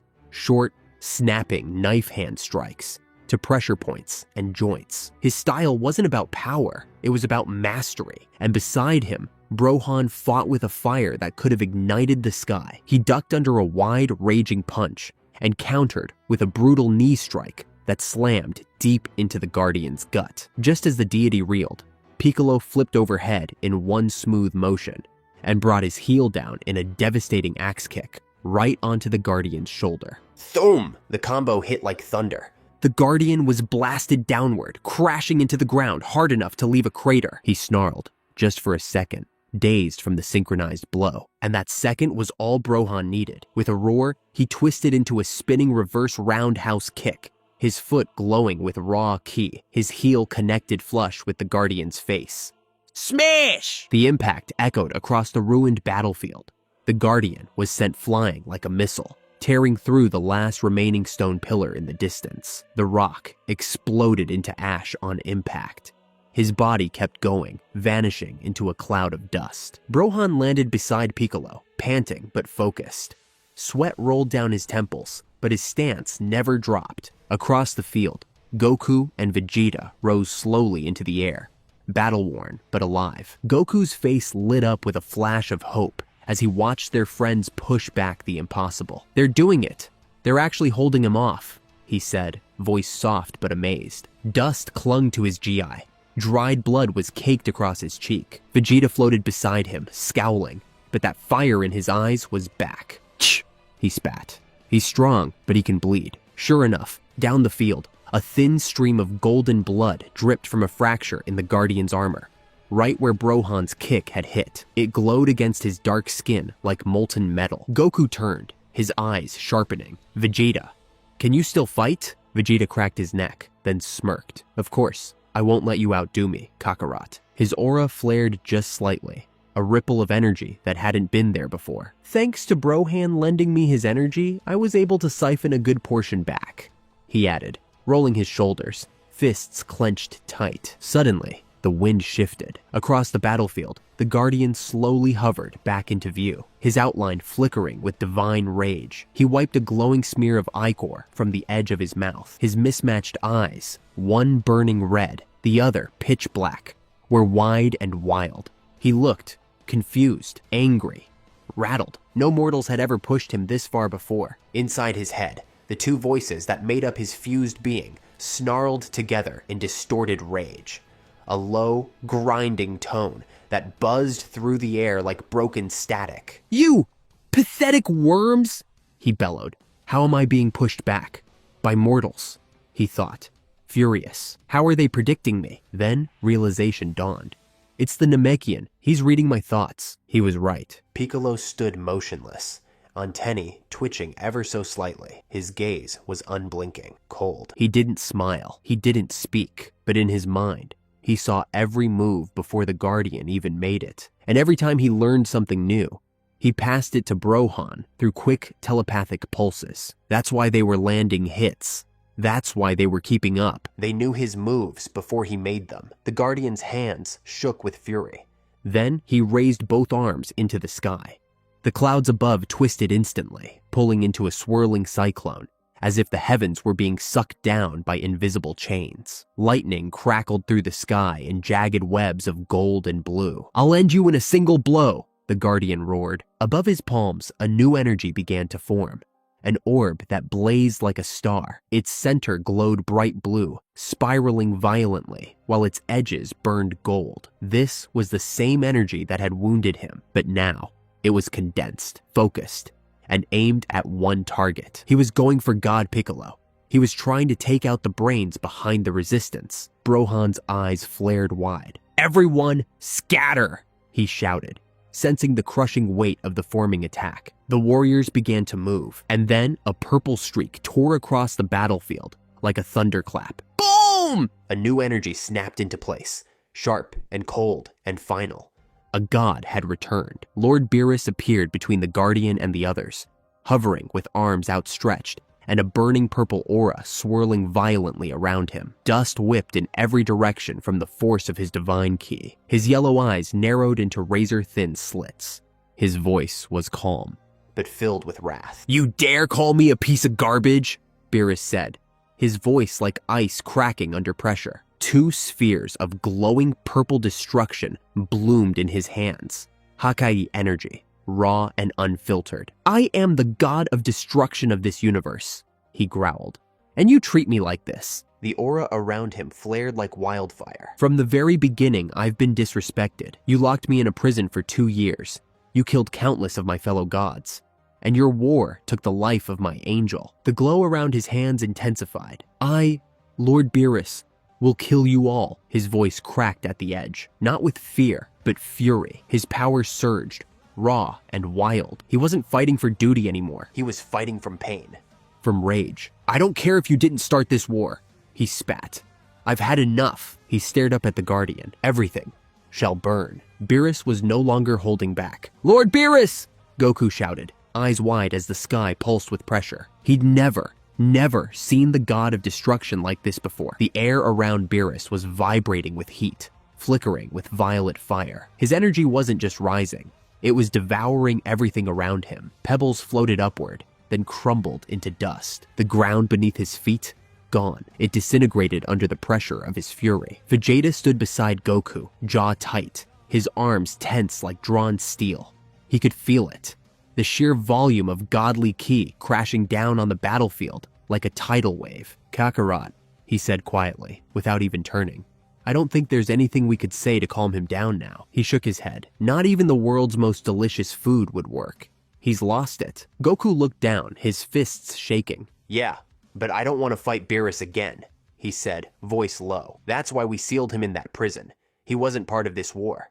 We knew if he got involved, he'd have to fight the other gods." He closed his eyes. "That's why we kept him out." But it was too late now. High above them, the Guardian narrowed his eyes at the glowing figure of Lord Beerus. The swirling orb of energy he'd built up over his head still crackled, but it held, and for a moment, just a moment, he paused. He sneered, his deep voice echoing like a drum across the heavens. "So, the cat dares to bare its fangs," he said, mocking. "You must be Beerus, the so-called god of destruction, who failed to keep his mortals in line." He floated forward a step, his tone laced with venom. Zeno-sama will be very interested to hear how easily you were swatted aside. Beerus's ears flattened against his head. His claws twitched. His eyes narrowed into furious slits. But he didn't move, because now, standing before him, were the twin guards of Zeno, the same beings who once stood behind the king of everything. He couldn't attack, not recklessly. Not now. Vegeta had been wrong. There was a way to calm the destroyer's fury, and both Saiyans just saw it. Fear. But the moment didn't last. In a blur of motion, the Guardian moved, faster than thought. In less than a blink, he was upon Beerus. His hand, until now buried in the dirt, flashed up. 2 fingers jabbed directly into Beerus's throat. Crunch! Gah! Beerus choked. His eyes bulged. His entire body froze as the blow crushed his windpipe before he could react. And in the same breath, the Guardian's other hand drove forward in a brutal palm strike to the chest. Crack! The sound of ribs shattering echoed like cannon fire through the crater. Beerus staggered backward, clutching his throat, trying to breathe. Purple Hakai energy sparked in one hand, but fizzled out. His focus was gone. He couldn't summon it. Not now. He stumbled, coughing, choking on his own breath. The Guardian stood tall and calm, wiping the blood from his lip with slow, casual grace. Then, his aura exploded outward. He wasn't holding back anymore. "You insolent god!" The Guardian snarled. His voice doubled, like 2 beings speaking through the same mouth, one full of wrath, the other drenched in sadistic joy. He lunged, and in one swift motion, he grabbed Beerus by the throat, lifting the lean, purple god off the ground like he was weightless. Beerus gagged, claws scratching at the Guardian's wrist. His legs kicked violently. Small ki blasts fired from his hands, tiny orbs of purple power that exploded uselessly against the Guardian's burning aura. Once mighty, now helpless. High above, Goku felt a stone drop in his chest. "No! Beerus!" he screamed, shooting forward to help. But before he could get far, a hand grabbed his shoulder mid-air. "Piccolo." "Don't," Piccolo said, quiet but firm. His eyes said the rest. It was too late. And even if it wasn't, Goku, in his current state, wasn't strong enough to do anything. They couldn't break formation. Too much was riding on this. The lives of everyone, his family, the Eternal Dragons, the Namekians, the universe itself. Even his own life. God Piccolo knew the cost. Below, the Guardian leaned in closer, his mismatched eyes boring into Beerus's. "You have failed, Destroyer," he whispered. His grip tightened. Energy surged into his gauntlet, crackling between his claws like lightning in a jar. "Failed your duty. Failed your universe." He raised him higher. "And now," he grinned, "you die as the failure you are." Lord Beerus coughed, his voice raspy, shaking with a mix of pride and pain. "I won't be judged by you." His words were cut short. Splat! The sound was awful, sharp, wet. The Guardian snarled, eyes glowing like fire, and speared his hand forward. His clawed fingers tore through Beerus's chest, bursting out his back in a spray of shining purple blood. The scene froze for a second. The battlefield fell into stunned silence. Goku's breath caught in his throat. Vegeta's eyes went wide, his whole body frozen in disbelief. Lord Beerus's energy signature plummeted, faster than any of them could process. The god of destruction's mouth opened as if to speak, but no words came, just a silent gasp, a flicker of breath. For a moment, time itself seemed to stop. His arms dropped lifelessly to his sides. The Guardian ripped his hand back with a sickening pull, letting Beerus fall. The destroyer crumpled to the cracked earth, first landing hard on his knees, then tipping forward into the dirt. A huge, bloody hole gaped in the center of his chest. He didn't move. No way, Vegeta whispered. The Prince of All Saiyans felt a cold tremor in his gut. This couldn't be happening. Lord Beerus, the destroyer, the god who trained him, the being who once threatened to wipe out Earth over pudding, was dying, right before their eyes. Though they had sealed him away once, though they feared his wrath, they had never stopped respecting him. He was a force of nature, a god of terrifying pride and cosmic strength, and they hadn't killed him when they had the chance. Because part of them believed he might be needed again, and now that hope was gone. Beerus's golden eyes, once sharp, fierce, and filled with endless years, dimmed. He stared blankly at the sky, unmoving. Flickers of memory flashed in his gaze. The quiet smile of his friend Whis, the flavors of Earth's food dancing across his tongue, battles fought across galaxies, and those rare moments of true peace, all of it drifting away. Whis, he whispered softly. The corners of his lips twitched into a small, tired smile. I'll join you now, old friend. He had always known his time would come, but two things gnawed at his heart. First, he never got the chance to avenge Whis, to strike down the Grand Priest who betrayed them all. And second, he never finished training Frieza. The Cold Emperor had shown promise. He'd even stood beside Beerus on this final suicidal mission. Over time, the two had grown closer. Strange how fate worked. Beerus's eyes drifted toward the broken form of Frieza, laying in the distance, battered but alive. Goodbye, Emperor, Beerus said. His voice was barely a breath, but Frieza heard it. Eyes wide, he turned his head toward the fallen god. Then, with a final cough, one last splatter of divine blood, Beerus collapsed face first into the dust. The god of destruction of Universe 7 was gone. A silence heavier than any scream blanketed the battlefield. No one spoke. Even the Guardian paused above the ruins, floating in cold, detached stillness. He looked down at the corpse beneath him and let out a low, mocking sound. He spat. So much for your god of destruction, he said, voice laced with disgust. Pathetic. The word hit like a hammer. It echoed across the battlefield, into the hearts of every fighter left. Goku's fists trembled. He stood rooted in place, his eyes locked on Beerus's broken form, his heart twisted with rage and sorrow. He killed Beerus, Goku whispered.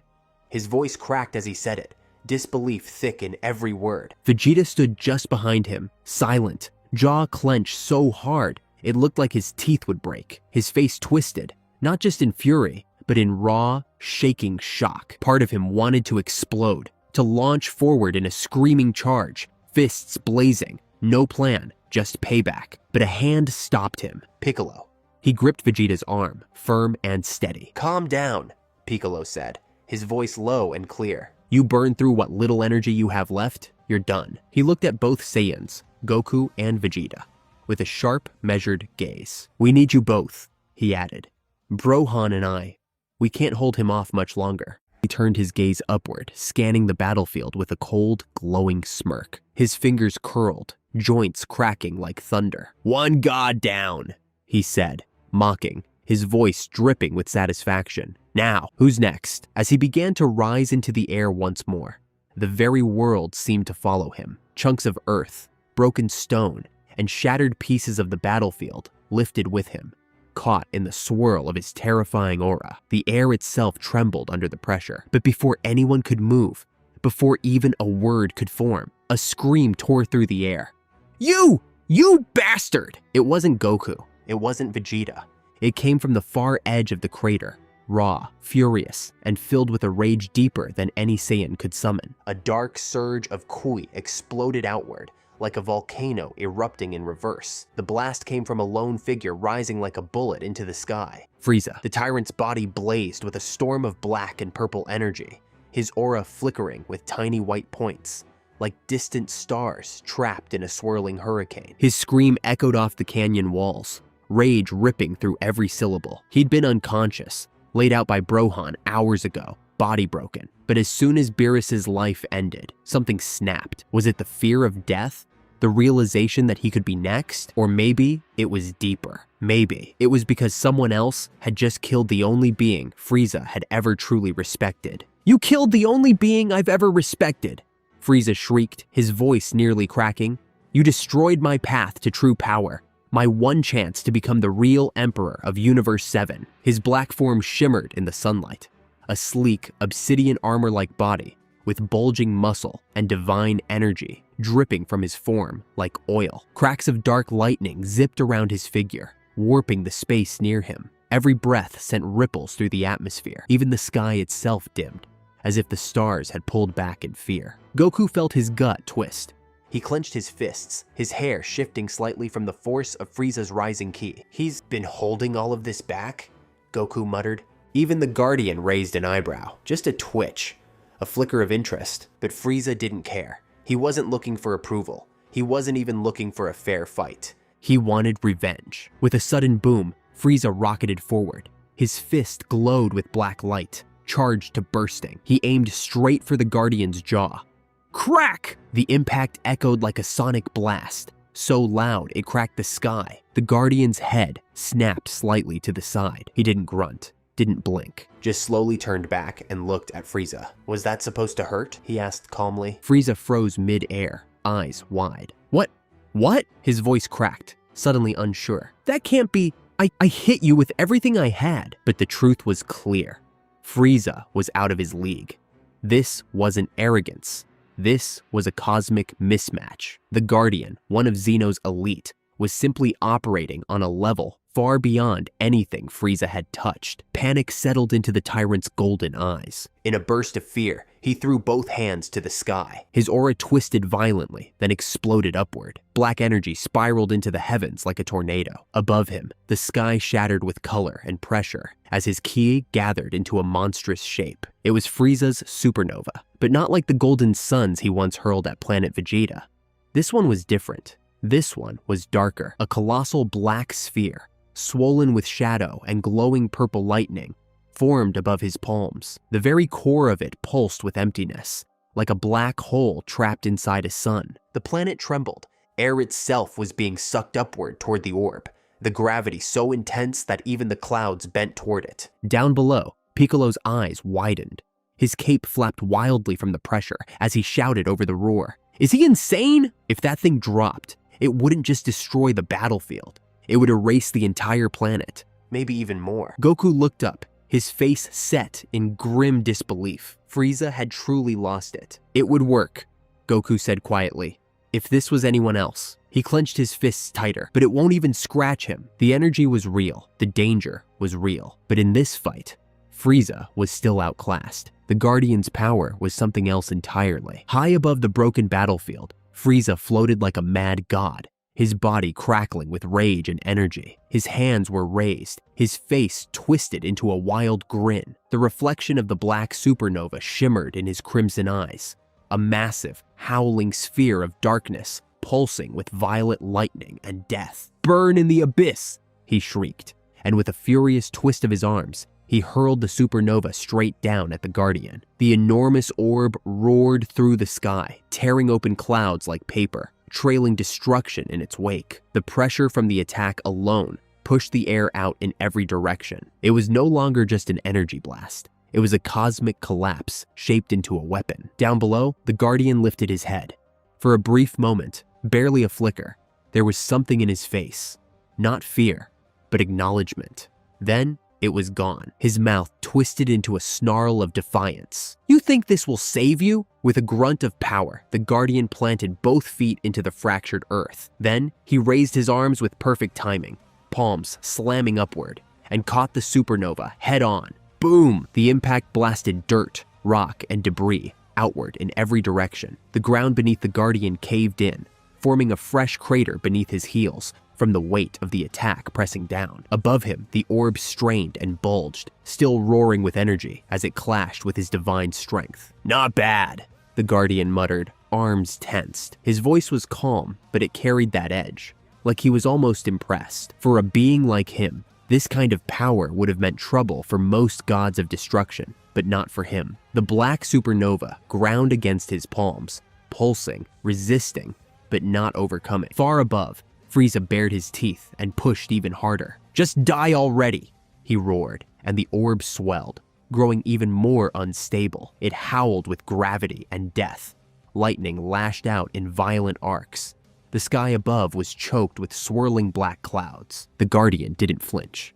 His eyes began to glow white, and then he stopped pushing. Enough of this charade, he said, voice suddenly cold as a frozen void. With a slow, terrifying motion, he began to compress the massive black supernova. His fingers curled inward, and the world screamed. The sound was like steel being crushed under a mountain. High-pitched, grinding, impossible. Streams of violet and black energy shot out from the sphere as it shrunk. Kai twisted and spat in every direction like solar flares. The sky itself seemed to twist in place. What? Frieza shouted, panic breaking through his voice. He stared in disbelief as his ultimate attack, The strongest thing he had ever created was being folded in on itself. The Guardian's hands moved with finality. With a thunderous crunch, the once humongous black supernova was crushed into a tiny glowing sphere, no larger than a basketball. It hovered inches above his hands, small, dense, and unimaginably powerful. A miniature star imploding in real time. The Guardian glared upward at Frieza. "Take it back." With a flick of his arm, he thrust the orb back into the sky. It shot upward like a comet, trailing a blinding ring of light behind it. Frieza barely had time to scream. "No!" He threw both arms forward, forming a ki barrier in desperation. But it wasn't enough. The compressed supernova struck the shield. K-boom! Boom! The sky was swallowed in black and purple fire. A blinding pillar of energy exploded outward from Frieza's position, piercing the heavens and lighting up the entire battlefield like a dying star. The shockwave tore across the horizon.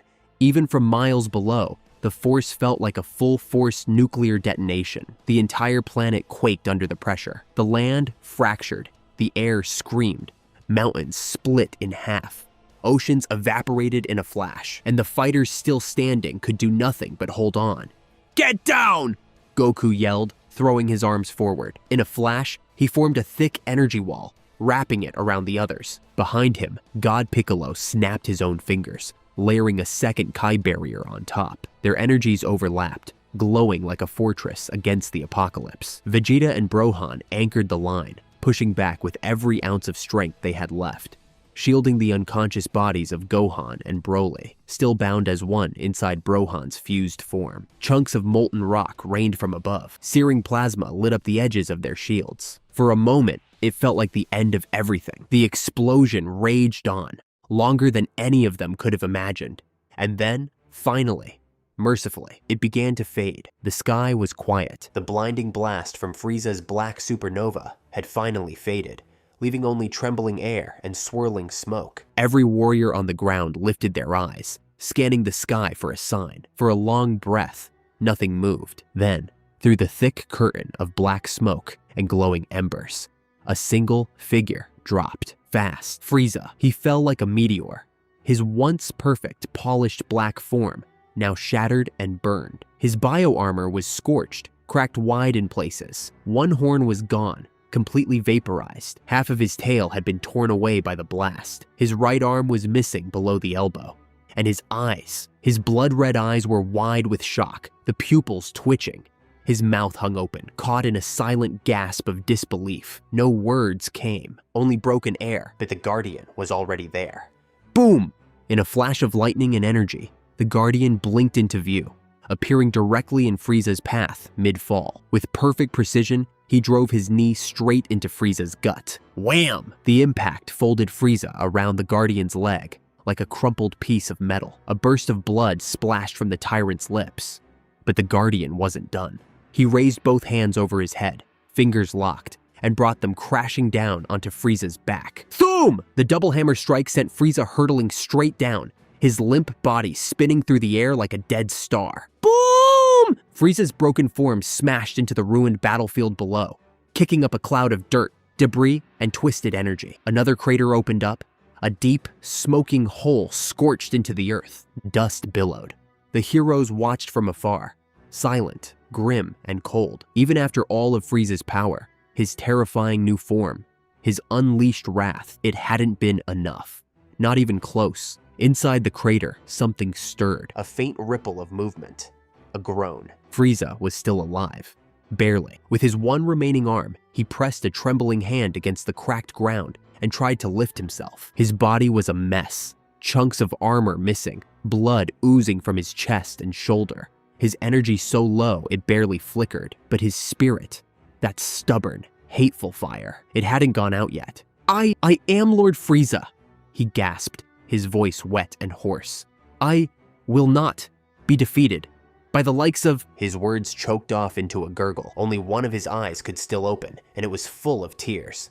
Not sadness, but fury. That was when the Guardian dropped into the crater. He landed softly, feet touching the cracked earth with no sound. He stood over the dying tyrant, arms loose at his sides. He looked down, head slightly tilted, not with sympathy, but with contempt. twisted with pity. You should have stayed at the edge of the battle. So-called Emperor, the Guardian said, his voice low and cold. Maybe I would have saved you for last. A quick death. Painless. His eyes narrowed. But you interrupted my battle with the Saiyans? He stepped forward. For that, you'll die now, in agony. Frieza let out a raspy scream and lunged. It was all instinct now. His battered frame surged forward in a wild swipe, clawed fingers aiming for the Guardian's throat. Once, that blow might have cracked a mountain. Now, it barely registered. The Guardian caught Frieza's wrist mid-swing, effortlessly. Frieza's eyes flared. Let go of me! But the Guardian didn't speak. His fingers began to tighten. Crunch. Bones shattered. The sound echoed like snapping tree branches. Frieza howled, an ugly, raw scream of pain. His hand twisted under the pressure, limp and useless now. Even from above, the others winced. Vegeta narrowed his eyes, fists clenched. He dreamed of this day, watching Frieza suffer. And yet, this felt different. This wasn't vengeance. This was butchery. The Guardian still held Frieza's broken wrist, and now, he raised his other hand. At the tip of his index finger, something began to form. It wasn't fire. It wasn't light. It was darkness. A tight, swirling orb of energy, no bigger than a marble, spun into existence. A singularity. It twisted space around it. Even the tiny pebbles on the ground began to slide toward the gravity of it, pulled forward by the crushing weight of the thing. It wasn't energy. It was absence. It was a void. Frieza's eye went wide. His body froze. He sensed what it was. Knew, instinctively, that this was the end. A death beyond death. Erasure. He kicked, thrashed, tried to rip free, but the Guardian's grip never loosened. The orb pulsed once. Then the Guardian leaned in. His voice dropped to a whisper. Consider this an honor. His eyes locked with Frieza's. You'll die knowing it took a Xeno-level threat to bring you down. You die with your honor intact. And then, he plunged the singularity sphere straight into Frieza's chest. For a heartbeat, there was no sound, only light. Not white, but black. A terrible, collapsing dark light that seemed to flip reality inside out. At the center of it, Frieza screamed silently. His mouth stretched wide, but no sound came. Only the howl of gravity and erasure. The miniature black hole, embedded in his chest, had begun devouring him from the inside. His black armor tore first, splitting like fragile glass under pressure. Then his pale flesh peeled away, limb by limb, atom by atom. Even his glowing red eyes bulged and twisted, pulled toward the single point of annihilation now spinning at his very core. And then, with a final crushing implosion, the singularity collapsed. Frieza was gone. Not killed, not defeated. Erased. When the Guardian stepped back, nothing remained. Just a faint shimmer of dust, tiny gray motes drifting in the heated air like the ashes of a fallen star. The mighty Emperor of the universe, the coldest, cruelest tyrant to ever breathe, had been reduced to nothing. Silence returned, heavy, tense. Only the faint crackle of energy drifted through the air like dying embers. The Guardian exhaled slowly. His hand opened, and the last curls of black ki faded from his fingertips. Ashes to ashes, he muttered. There was no gloating now, no show of pride, only the voice of a weapon completing its mission. But fate is stubborn. Even as the tyrant's body was erased, something survived. Unseen by any eye, a single fragment remained. A charred cell core, no bigger than a pebble. Blackened, scorched, but still alive. This tiny chunk of biomatter held what remained of Frieza's life force. It pulsed faintly, like a dying ember refusing to go out. Then, a last ripple of force from the dying singularity. Just one more twist of gravity launched the core into the air, higher, faster, beyond vision, and far above the battlefield, at the edge of space. A swirling micro-black hole had formed. The chaotic energy of the clash had torn open a tear in reality, and into it, the core flew. The last piece of Frieza vanished, swallowed by the void. No one noticed. Not yet. Someday, somewhere, that story would continue. But for now, the tyrant's saga was over. Back on the ground, the world was still. The once vibrant sky was now dim and heavy with smoke. Energy scars ripped through the air like battle tattoos. The land had been torn to shreds. Craters, fire, and molten rock as far as the eye could see. In the center of it all, 4 warriors stood: Goku, Vegeta, Piccolo, Gohan, bruised, bloodied, drained, but alive. Above them, still pulsing with unstable power, hovered the Guardian, the final threat. His body shimmered and glitched, flickering in and out of focus. Sparks leapt from his skin, and jagged lightning forked along his outline. Even now, power leaked from him like a broken dam. Gohan stepped forward. His golden aura flickered, unstable. Deep inside, he felt it. The fusion magic was almost gone. A few minutes left, maybe less. Just a little longer, he whispered to himself. Hold together. He clenched his fists. They had to end this now. The Guardian slowly descended, hovering a few feet from the ruined ground. His breathing was deep, strained. The battle had worn on even him. Long, ragged scratches crisscrossed his armor. Purple blood trailed from his side. Still, he smiled. Sparks danced around his body, flickering like wild fireflies, but they carried the weight of destruction. The very air around him bent and twitched, as if reality itself struggled to keep him contained. And in those red and black eyes, there was only wrath and joy, twisted, satisfied joy. All that's left, he said, voice layered in dual tones, grinding like crushed stone. Are you miserable mortals? He cracked his neck, left, then right. Each movement left an echo behind, a ghostly afterimage, showing just how unstable his fused body had become. Your gods are dead, or broken, he said with a slow grin. And now, his eyes lit up, glowing like suns of blood and ash. It's your turn, far across the universe. Past shattered stars, forgotten moons, and the glowing wreckage of fallen fleets. In the cold, airless dark of space, a lone Frieza Force scout ship drifted slowly near the swirling edge of a black hole, one that hadn't been there the day before. Its sleek metal body was pitted and scarred from battles long past. Inside, the last surviving members of the Frieza Force worked in silence, their armor dulled and dented, their pride buried under layers of fear and hope. Suddenly, alarms blared softly through the ship. Sir, you better look at this. A low-ranking soldier turned from the control console, his wide eyes glowing with panic and something else, wonder. On the main screen, a pulsing signal, small, almost invisible, but impossibly dense. A single life signature. That's not possible, another muttered. They tracked the signal. The coordinates placed it at the event horizon of the newly formed black hole, a place no one returned from, and yet, the scanners didn't lie. Within moments, a group of elite soldiers, wearing reinforced hazard suits, used long-range energy grapplers to retrieve the object. It floated gently into the ship's airlock. When they opened the containment field, what they found wasn't a survivor. It was a fragment. A strange crystalline shard, roughly the size of a clenched fist, smooth and jagged at once. And inside it, swirling like storm clouds frozen in glass, was dark light. It pulsed, softly, steady, alive. Could it be? One whispered. They didn't hesitate. Within minutes, the core was placed in the center of the ship's regen chamber, a cylindrical pod filled with glowing green healing fluid. Tubes wrapped around the object. Lights blinked across control panels. And then, slowly, the fluid began to swirl. Inside the pod, the object shifted. Tiny slivers of tissue, so small they couldn't be seen with the naked eye, began to regenerate. Slowly, painfully. Frieza's cellular core was awakening. It would take time, a long time, months, maybe years. But it was happening, one cell at a time. One nerve, one bone, one thought. The soldiers stood in silence, watching the regeneration begin, barely daring to breathe. They knew what this meant.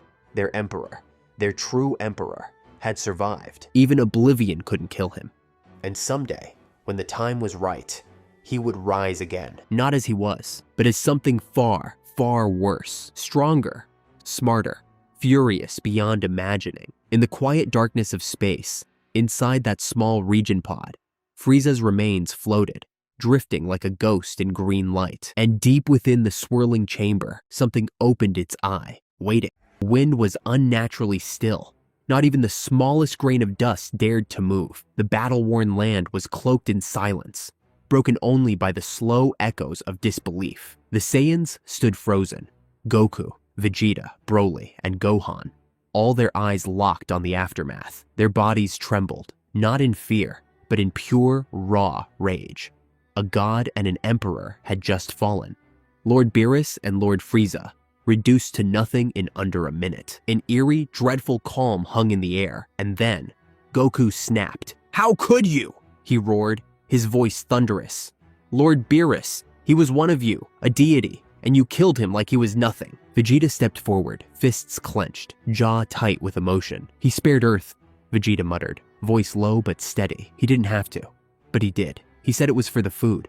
But I know better." Goku's aura suddenly flared like a sun going supernova. "I won't forgive this." Side by side, Goku and Vegeta erupted with energy that tore through the clouds and cracked the ground beneath them. A cosmic storm formed above as their Saiyan blood responded to the fury of battle. Ultra Instinct 3, Kaioken X20, Goku bellowed as his body glowed silver with a flaming red overlay.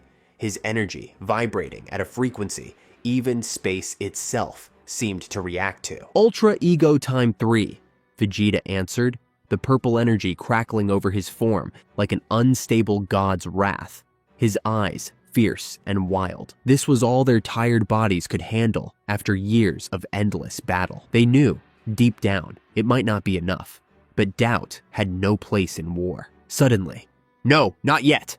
Brohan's voice cracked through the chaos. The fusion time had run out. A flash of light, and Brohan split apart into Broly and Gohan, both falling to one knee, gasping for breath. The strain had finally caught up. They'd been pushing their bodies for years without rest, without real food, living off nothing but combat, ki absorption, and forced healing techniques. It was catching up with them. Even a Saiyan body had limits. The food capsules, the synthetic sustenance they relied on, had kept them alive, but never fully restored them. Across from them, the Guardian chuckled, a deep, cruel sound that echoed across dimensions. "Huh, now it's over. Your little fusion trick is gone. What hope do you worms have left?" But then, his laugh caught in his throat. Cough. Blood. It trickled from the Guardian's lips, dark and thick, pooling in his palm as he stared at it in shock. "So those monkeys actually did damage me?" he growled, his voice now colder. "Unforgivable." He raised his voice, rage echoing in every syllable. "Listen up, you apes! Judgment Day has come, and I am your executioner." In a blur, faster than any mortal eye could track, he moved, cutting through the wind like a blade. His fist targeted Goku first, aiming to end him in a single blow. But then, a flash of green, a roar of ki. "Dragon's breath!" shouted God Piccolo, emerging from nowhere with his mouth wide open. A torrent of godly fire spiraling out like a coiling serpent made of plasma and fury. The flame collided with the Guardian mid-strike, slamming into him with such force it bent the very air around them. He raised his arms in defense, crossing them just in time. "You again," the Guardian snarled, gritting his teeth as the inferno engulfed him. Piccolo's eyes were sharp, his energy blazing brighter by the second. He wasn't just attacking, he was focusing, pushing the limits. He dares ignore an eternal being like me, Piccolo thought. I'll show him power that even gods fear. "I can hear your thoughts, idiot," the Guardian growled through the flames. "You never learn." Still, Piccolo didn't stop. The flames of the dragon's breath grew wilder, taller, fiercer. Stars themselves began to dim. Energy from across light years was being siphoned into a single point, into Piccolo's mouth, forming a colossal beam, a raging serpent of pure divine fire. This was no ordinary attack. This was the same technique he had once used against the first mortal, Zarama, and now he used it again, against the Guardian. "You will feel this one," Piccolo said under his breath, pushing his arms forward, guiding the swirling energy. The Guardian's arms shook under the pressure, his defense beginning to crack. Then he pushed back, his own energy erupting in a thick, void-like blast. A black beam of corruption slammed into the dragon's fire, and the two forces clashed, swirling and snarling like beasts locked in a death spiral. I need more power!" Piccolo yelled, the strain tearing at his voice, his body shaking. Piccolo's ki surged, roared, like a tidal wave crashing against the boundaries of the sky. The air trembled around him.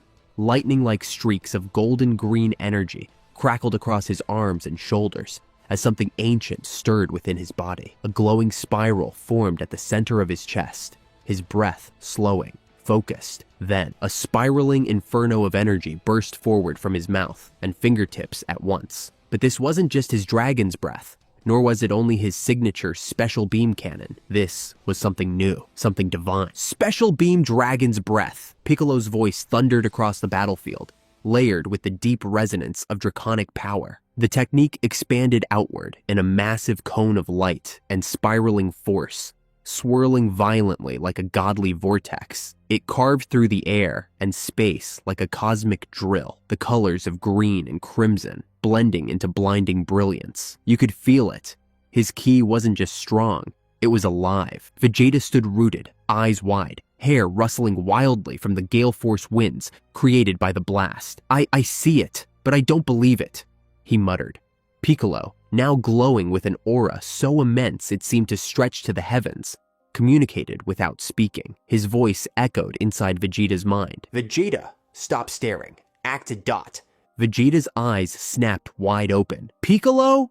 He gasped. How did you become this powerful? I must know. A low chuckle rang through their mental link. You never change, Piccolo replied, his voice both amused and strained from the overwhelming energy channeling through him. Now's not the time for that. The Guardian, he's using a fusion technique. You know what to do.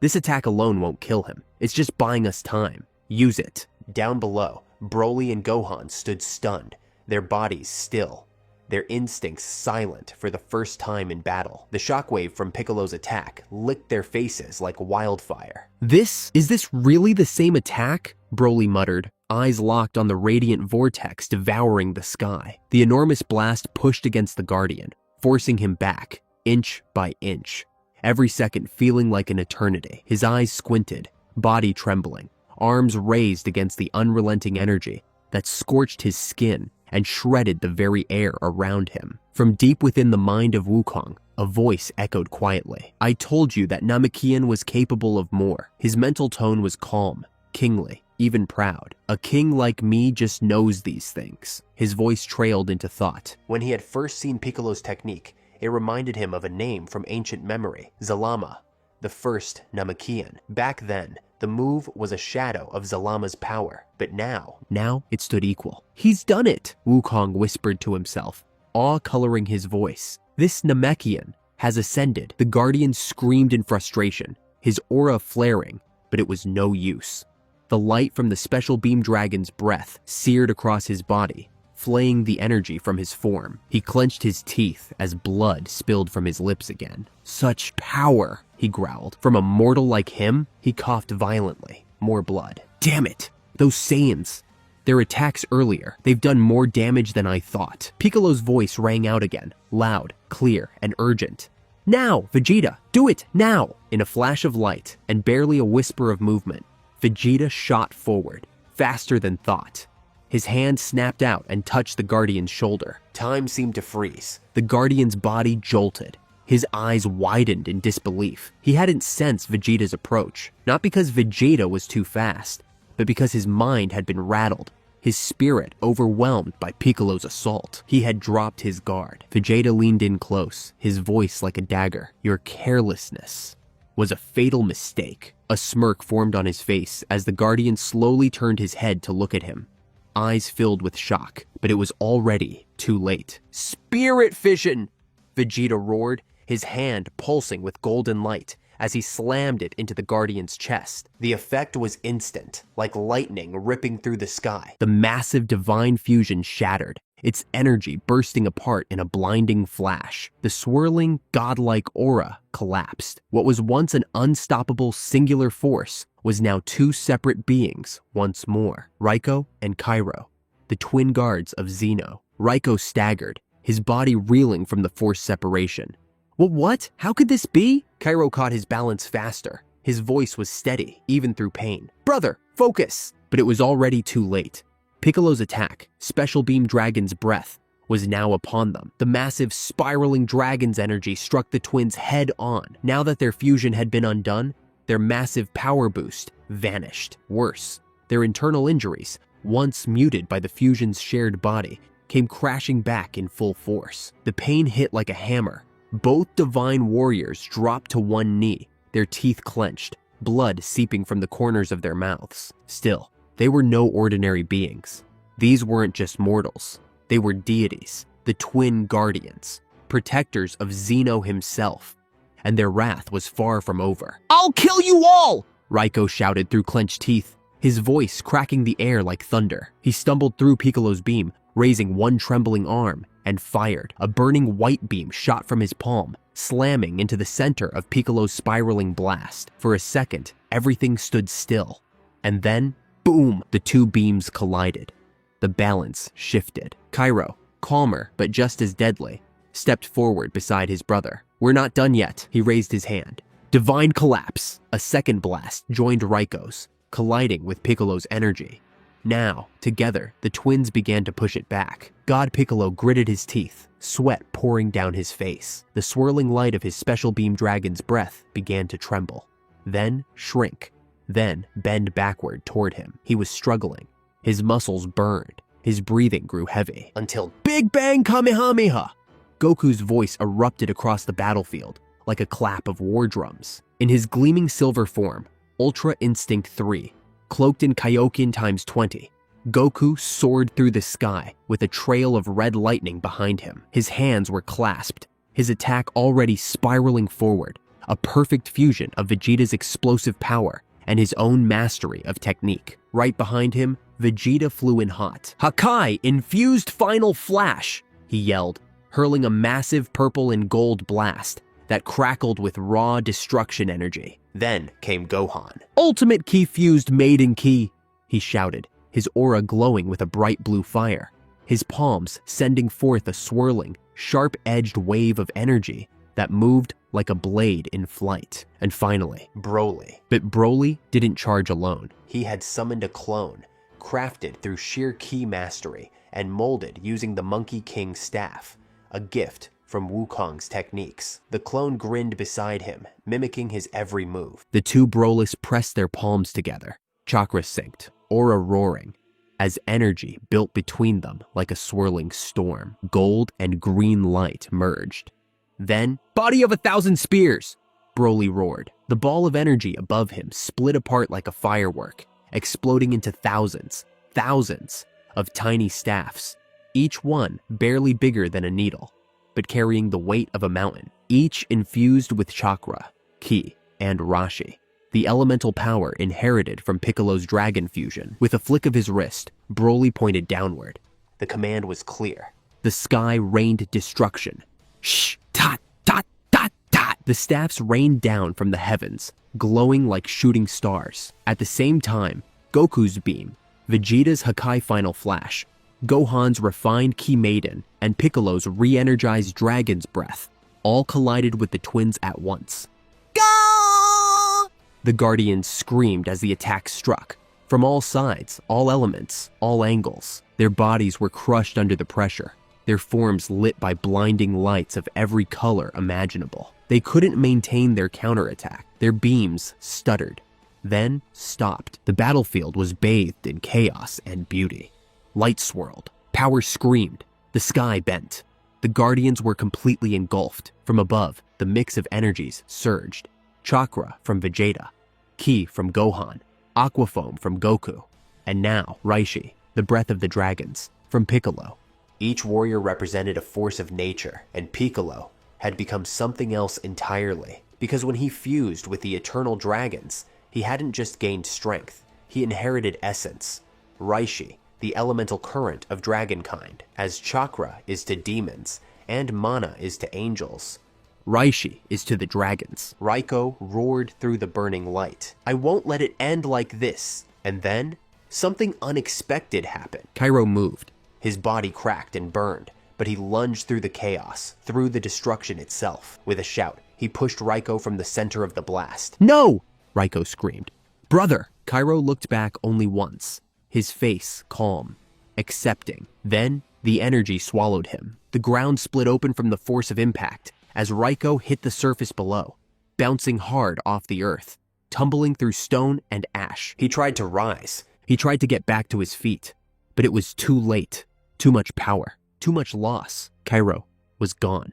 Just like that. The Guardian was vaporized. His brother, watched it happen. This is impossible!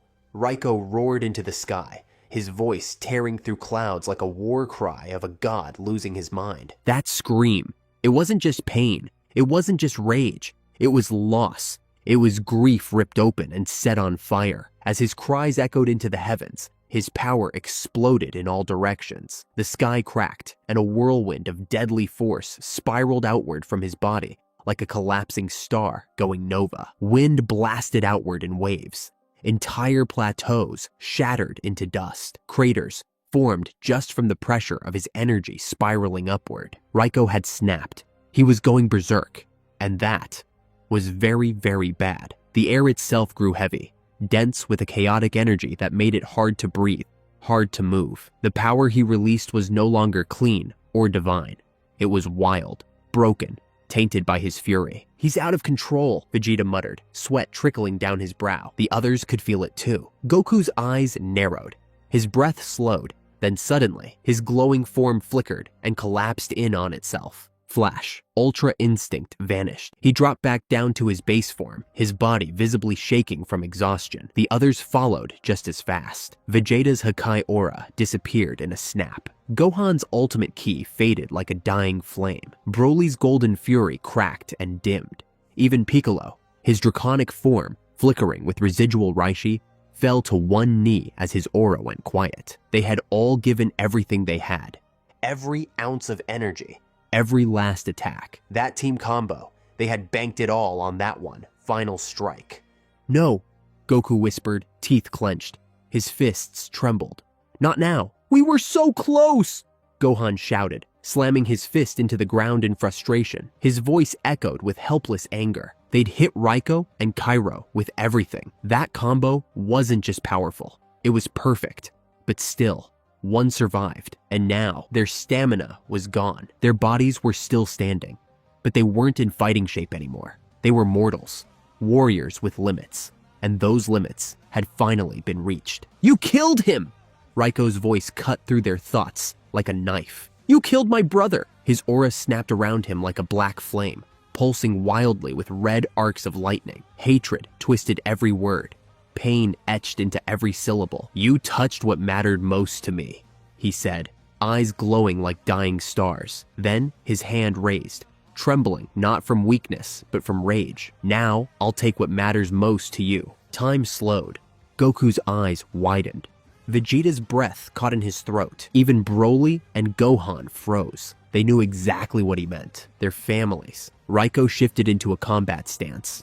His fingers splayed. His knees bent, his aura screaming death. This wasn't a defensive posture. This was the stance of a god out for complete annihilation. He didn't just want revenge. He wanted extinction. He would erase them, and then their children, and then their bloodline, until nothing remained of the Saiyan race. "Here he comes," Goku said, voice low, but tense as a drawn blade. Everyone tightened their stance.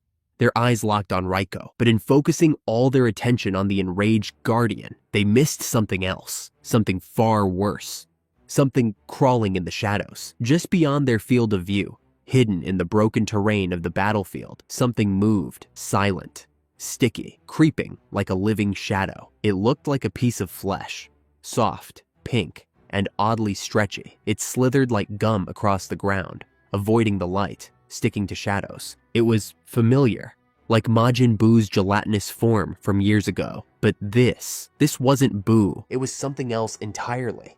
And no one noticed, not even Piccolo. Not until it was too late. Whip. The moment it got close, it struck. From every angle, the pinkish blobs leapt onto the fighters, latching onto them with terrifying speed. Goku gasped, then vanished beneath the writhing mass. Vegeta's eyes widened. "What?" Before he could power up, splat! The blob snapped over his face, then his chest, wrapping tight like a cocoon. Gohan, Broly, and Piccolo were next. All hit at once. It was a coordinated ambush. Each sticky form wrapped around their bodies, clinging tight, absorbing them, choking out their movements.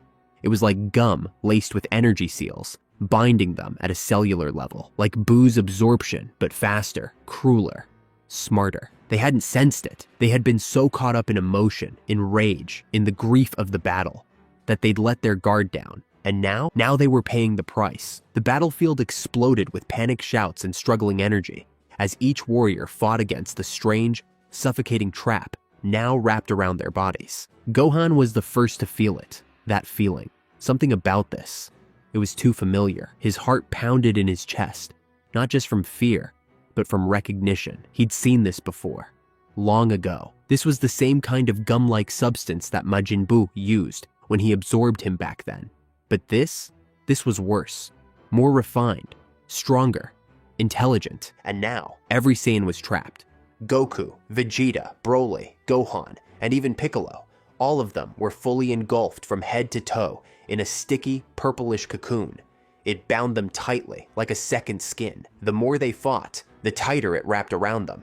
Their energy flared in short, instinctive bursts, but nothing worked. Their yells echoed through the sky. "Let me go!" Gohan shouted, his muffled voice almost buried. "Damn it!" Vegeta growled, muscles straining. "This can't be happening." Piccolo gritted his teeth, already tapping into whatever reserves he had left. But even his divine Reishi energy couldn't break the hold. Raiko, still standing amidst the chaos, turned toward the strange blobs just in time. He had been seconds away from launching an all-out attack on the Saiyans, but something else beat him to it. He had destroyed the blob coming for him, barely in time. His right hand still smoked from the blast he used to vaporize it. But now, he looked up, and what he saw made his stomach twist. Every one of the warriors, all of them, were sealed inside this strange gum-like prison. It looked almost alive. It pulsed, twitched, moved with a purpose, like it was thinking. What was that thing? Raiko muttered, watching closely. His eyes narrowed. Was this a trap? Some last-ditch trick from those Saiyans to catch me off guard? The question lingered in his mind for only a moment. Then he felt it. His whole body tensed. A cold chill ran down his spine. "Someone else is here," he said quietly, his voice low and serious now. Raiko's gaze scanned the broken landscape, and then he paused. That energy. It was faint, but it was there. Old, powerful, familiar.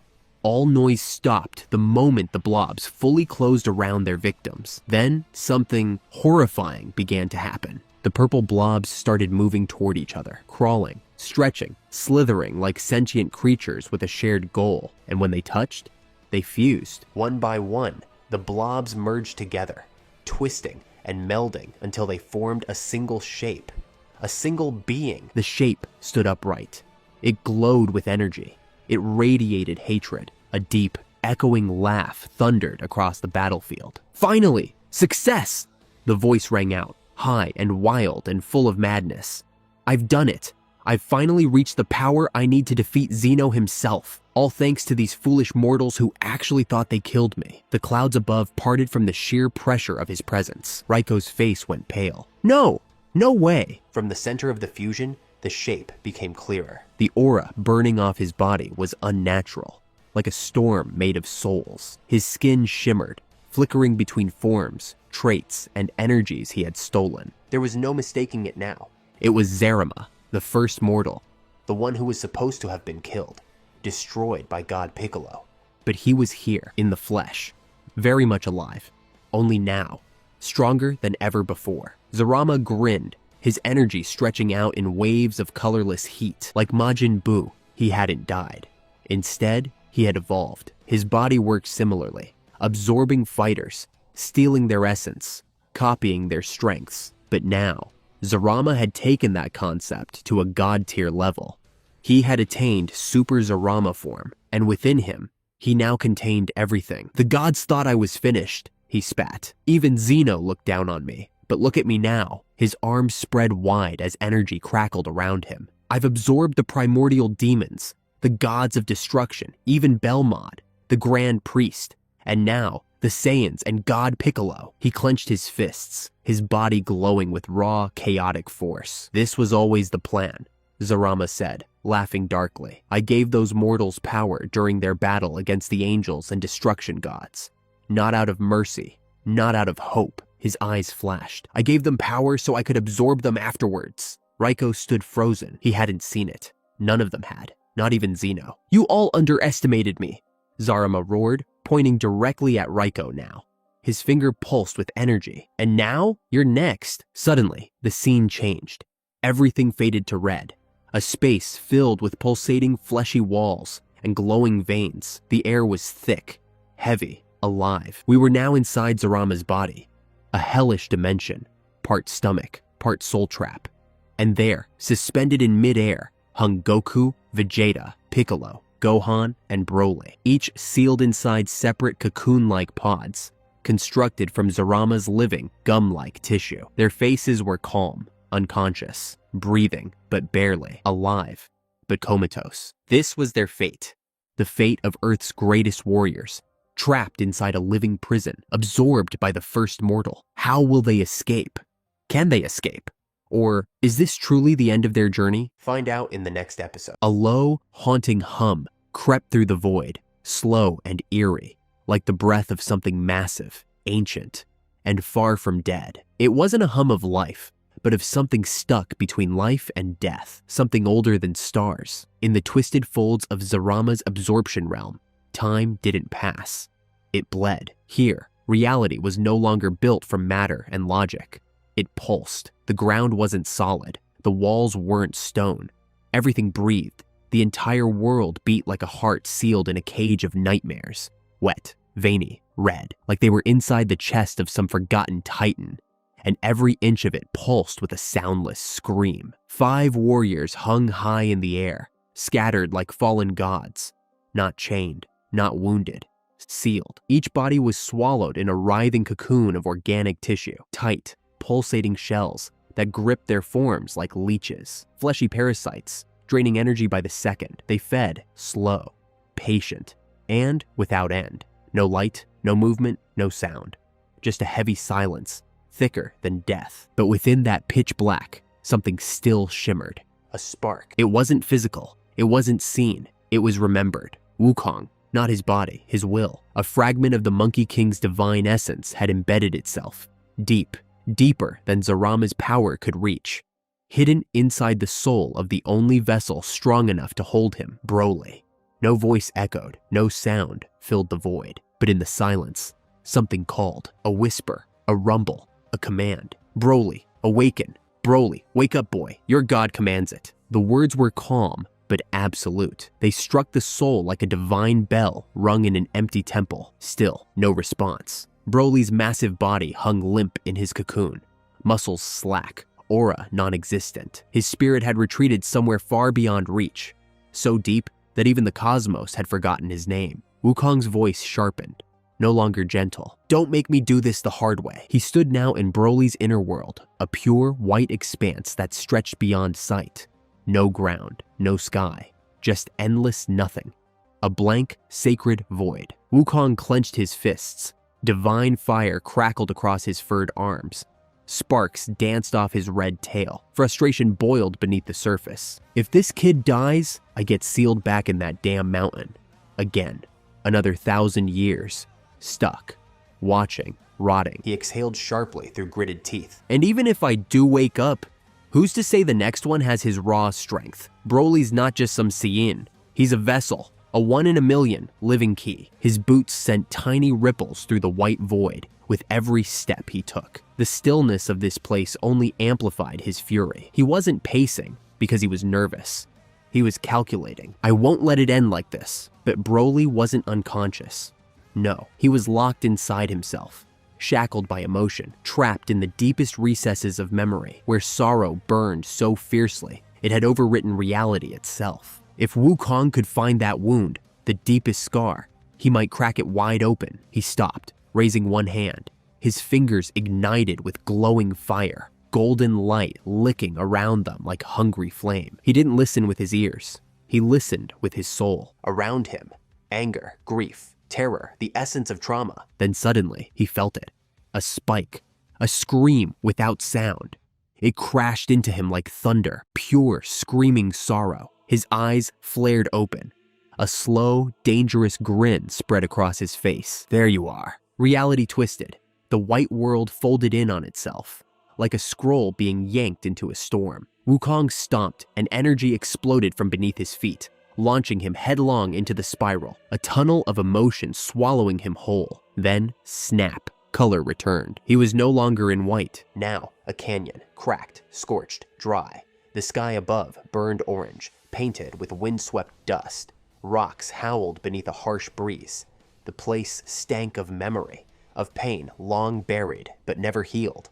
There, a child, barefoot, alone, his hands trembling as he cradled the enormous head of a beast, sprawled across the dirt. B.A. The creature whimpered, green fur stained dark with blood. A fresh hole smoked near its shoulder. Its breath was shallow, strained. Behind them, cold, ruthless, still holding the smoking ray gun. Beerus. Wukong's red eyes narrowed. A low growl rolled from his throat. Such an evil father. He hovered just above the scene, invisible in the air, like a spirit of judgment. His aura flickered like firelight. Dangerous, ancient. He'd watched this memory before, and every time, it soured his blood. Broly, small and crying, clutched Ba tighter. His green eyes, wide, shattered, innocent, were soaked with tears. His shoulders shook with each breath. He didn't scream. He didn't beg. He just held on. Wukong could see the aura now, faint but forming. A trembling storm of power gathering around the boy, and all around him, the emotion swirled like fog. Betrayal, fear, rage. It wasn't just memory. It was spiritual gravity, pulling Wukong into the eye of the storm. He whispered, "This is it. This right here. This is the center." He drifted lower, as if weightless. Every second, the emotional pressure grew thicker. The entire canyon seemed to darken, shadows curling in from the edges of reality. Here, Wukong would make his move. This was the wound that chained Broly's soul. And this was where he would strike. Wukong's voice dropped low, his glowing eyes narrowing with memory. I remember this moment. The air around him trembled, heavy with old pain. Below, the child sat motionless beside the fallen beast, tiny shoulders shaking. Dirt clung to his knees, smeared across his cheeks, but the tears cut through it, clear rivers carving through the mud. Ba groaned again, soft but awful. His great green body twitched, steam curling from the charred stump where one ear had been blasted clean off. Blood soaked the earth, and behind them, the ghost of betrayal stood frozen. Beerus, still, silent, ray gun aimed, smoke drifting from the barrel. A father's silhouette cast long over the canyon, longer than death. Wukong's voice came again, quiet and bitter as poison. I thought I lost him here. My vessel. My way out. His claws clenched, trembling with restraint. The Broly from this memory had stopped speaking after this. Shut down. A child-sized god stuffed his own heart into a box and sealed it shut. Coldly, Wukong muttered. This was supposed to ignite him, not drown him. His gaze snapped toward Beerus. The ghost didn't move, just an echo, just a puppet made of regret. Still, Wukong's chest burned. Because of you, he growled, I almost got locked away again. Another 1,000 years of silence. He wanted to punch it. He wanted to break the past like glass. But you can't fight a memory. So instead, he turned. He faced the boy. Wukong's form flickered, and in a blink, he stood directly in front of young Broly, close enough to touch, face to face. His voice softened, calm but unshakable. Hey kid, you remember me? No response. Not even fear. Just rage. The moment exploded. Rah! The boy lunged, raw emotion tearing loose from his little frame. Kai burst off his skin in jagged gold flares. Wild, crackling, unpredictable. He didn't fight like a martial artist. He fought like an animal. A right hook screamed through the air, sharp and fast. His left hand already cocked back for the next one. His legs braced with instinctive power. The space between them shook. But Wukong didn't budge. Like slipping through mist, he let the blow pass within an inch of his cheek. Then, snap. His tail cracked through the air like a whip. In one motion, it coiled around Broly's own tail, twisted once, and yanked the boy clean off the ground. That's enough, Wukong said flatly. Broly dangled in the air, flailing in confusion. His fury fizzled like a short-circuited blast. Suspended upside down, he blinked, dazed. Wukong stepped closer. His voice dropped to a whisper, gentle and direct. Just for the boy. Listen to me, kid. It's okay now. Ba's okay. That single word shattered the wall. Ba! The child's voice was barely there. A tremble, weak as a breeze. His wide eyes searched Wukong's face, still wet with tears. Wukong gave a nod. Yeah, Ba's safe. But the others? Your real friends? They're in danger. Broly blinked. His mind couldn't quite follow. Other friends? It made sense. This Broly didn't have anyone else. Not yet. His world was just an empty planet, a wounded beast, and a father who only saw power. No Goku, no Vegeta, no Chilai, no Lemo. But Wukong wasn't here to explain it all. He reached out, placing one palm gently against the boy's chest, right over his heart. His voice lowered, calm but steady. I'm from the future, a lie, but one that mattered. You meet people, real friends. They like you. They care about you. The boy didn't answer, but something inside him stirred. Something believed. Wukong's gaze sharpened, his tone now solid as steel. And right now, they're in trouble, real trouble. They need you. You hear me? The boy's lips quivered. The ground beneath them shook. The memory itself began to crack, like a shell under pressure. Wukong didn't wait. He stepped back, curled one fist, and drove it forward in a single, fluid motion, straight into Broly's stomach. Wham! The sound boomed through the canyon like a thunderclap. Sky rippled. Earth warped. It wasn't meant to hurt. It wasn't a punishment. It was a signal. A cosmic wake-up call. Wake up! The word didn't just echo. It roared through Broly's soul like a divine gong. The impact didn't just shake Broly's body. It shattered everything. The illusion cracked like glass under pressure. A tidal wave of awareness ripped through his soul, ripping the memory apart from the inside out. The canyon trembled. The dust froze mid-air. Even the echo of Ba's last cry faded into silence. And then, light. Not ordinary light. Divine light. Right at the center of Broly's chest, something ignited. A symbol burst into view. Not drawn, not painted, but burned into space itself. Golden and ancient. Carved in the air with a fire that didn't burn skin, but awakened destiny. The glowing sigil spun slowly at first, then faster. Its form alive, humming with power older than gods. The primal sigil. With every beat of Broly's heart, it pulsed brighter. Thud! Thud, thud, thud, thud, like war drums calling a beast back from the abyss. The air around it cracked with static. Sparks danced across the sigil like lightning on storm water, and far, far away in the real world, something finally snapped. Shh! Crack! The cocoon that held Broly, the sick, fleshy prison nested deep inside Zarama's living realm, split down the middle like rotten bark. Light spilled out from the cracks, blinding in its purity. Beams of golden green ki sliced through the air like solar blades. And then, boom! The entire shell exploded. Flesh, light, sound, all of it detonated outward in a meteor shower of shredded tissue and holy flame. Chunks of the cocoon flew like meteors, crashing into Zarama's pulsing walls and embedding deep into its living flesh. The chamber howled. It buckled, twisted, screamed. The walls rippled like skin struck by lightning, recoiling from Broly's energy. Waves of power pulsed outward, rolling across the biome like a sunburst across water. From the center of it all, rising from the wreckage like a phoenix through ash, he emerged, and he roared. The sound didn't just echo, it split the air. It tore the chamber in half. The raw force of it sent shockwaves pulsing out in every direction. Energy blasted upward in a column of green-gold fire, burning through layers of Zarama's twisted dimension. Reality itself shuddered.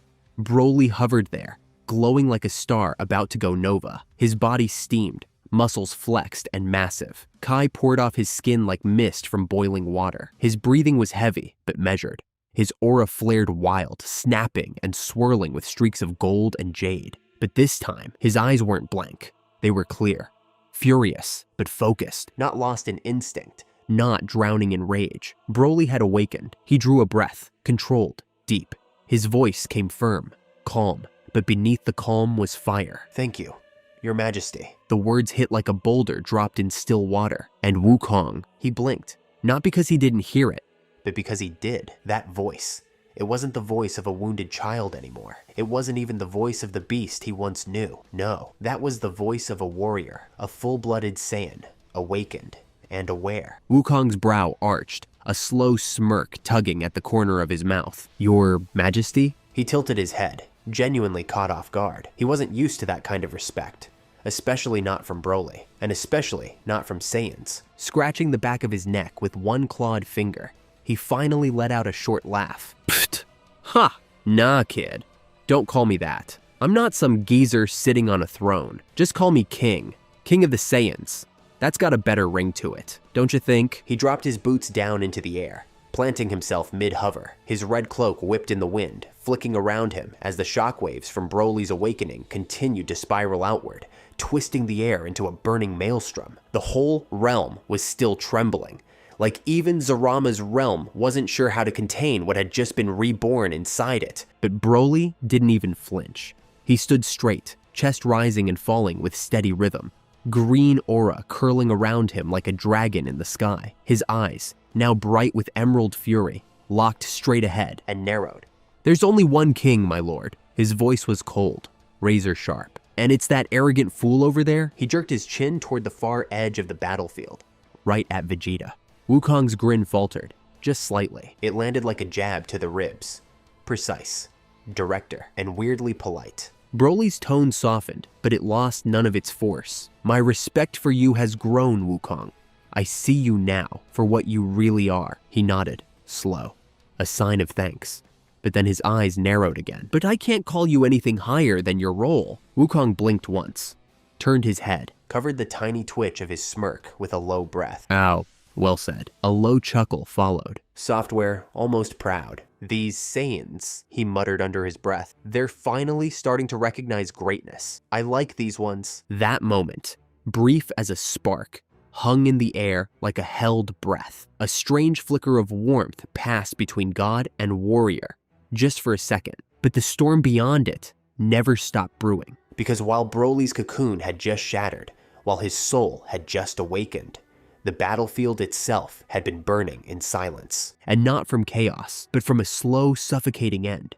Before Broly's roar split the skies, before that surge of golden primal power lit the realm, the fight had already been lost. Nearly everyone had fallen, and only one warrior remained standing. Raikou.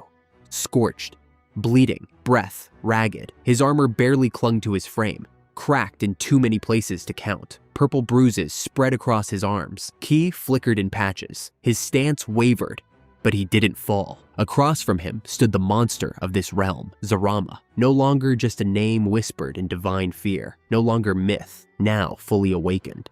Now towering in the grotesque beauty of his true form. His body a woven tapestry of divine muscle. Runes of ancient power glowing beneath semi-transparent flesh. Veins pumping with stolen ki. He looked like creation itself had tried to sculpt a god, only for something to corrupt it halfway through. And his power bled into everything. Zarama's eyes, soulless, endless, still, locked onto Raikou with quiet finality. Not hatred, not excitement, just decision. He raised one finger, not fast, not dramatic, just one motion. Smooth, absolute. The gesture of a god who had already decided the outcome. You're next. The words rolled out in a whisper. The finger pointed, straight at Raikou. Time didn't freeze. It shattered. Raikou's chest tightened, his jaw locked. Every instinct in his body screamed to run, but he didn't move. His hands trembled, but his feet stayed planted. This wasn't how it was supposed to go. They had numbers, a plan, layered attacks, fusion options, backups. They had hope, but Zarama had swallowed it all. Every Saiyan, every god-tier warrior. Each one, sealed and drained like candlelight snuffed in the void. And now, Raikou stood alone. His arms shook, his knees bent slightly, on the edge of buckling, but he forced himself up. He didn't feel ready, but he would not back down. Not after what he'd lost. He saw his brother's face in his mind, flickering like an old holo recording, the one he'd sworn to avenge. The one who trained beside him, fought with him, bled with him, and died screaming. His voice finally broke the silence. You arrogant little mortal. Rough, hoarse, but it burned. Raikou's spine straightened, his feet anchored to the shifting ground. His eyes locked onto Zarama's, steady now. You're Zarama, right? His voice steadied, low and sharp, like a sword unsheathed. The first mortal? His fists clenched, his aura flared upward in a sudden shockwave. Violet blue flames rippling around him in jagged spirals. The very air warped around his body. Power surged through his veins like lightning down a mountain. And beneath that power was rage. Old rage. Personal. Real. Oh, I remember you now. He stepped forward, one foot crashing into the ground so hard it splintered like glass. A shockwave rippled out in every direction, blasting stone and heat into the air. You're the one who tried to play God. Raiku's voice echoed with memory, etched into pain. The first thing Xeno ever made. You drank from the aquafoam of creation, chasing divine power like a parasite. His aura twisted, growing sharper, deadlier, heat rolling off him like a supernova's breath. And you got locked away for it. Across the ruined battlefield, Zarama tilted his head slightly, slowly, and smiled, a quiet, smug curve of the lips, like a king watching a peasant throw rocks. Unbothered, cold.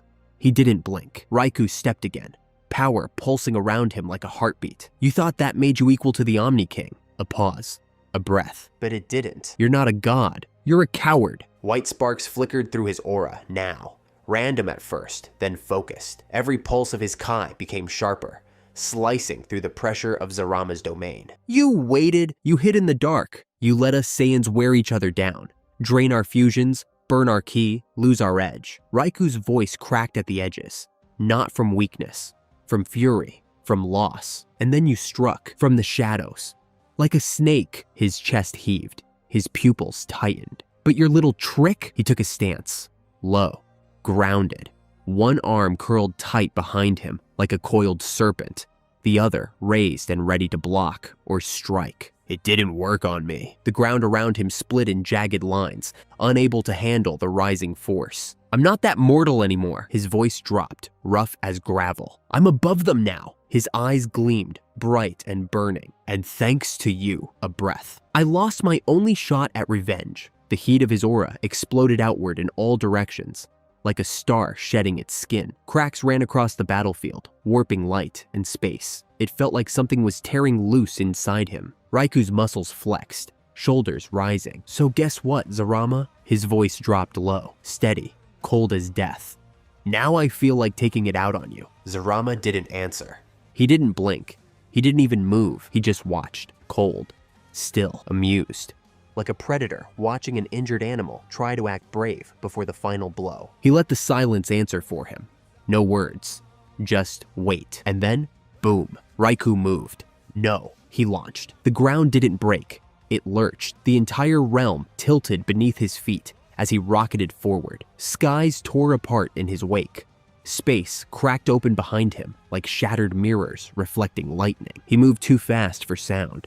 Too fast for thought. He cut through Zarama's twisted world like a living meteor, an ember of war with fists like twin suns. Taiyoko strike. Raiku's roar ripped through reality. His voice shattered the sound barrier twice over. His aura flared violet blue, wrapped in golden licks of flame. His fists blurred, each movement a masterwork of mortal art, fluid, lethal, beautiful. It was taijutsu raised to a divine level, his motions balanced between dance and destruction. Elbows cracked like thunder, kicks sliced through space like sword strokes. His fingers, fists, knees, and shoulders struck in perfect harmony, following patterns passed down through cosmic generations. He was the storm.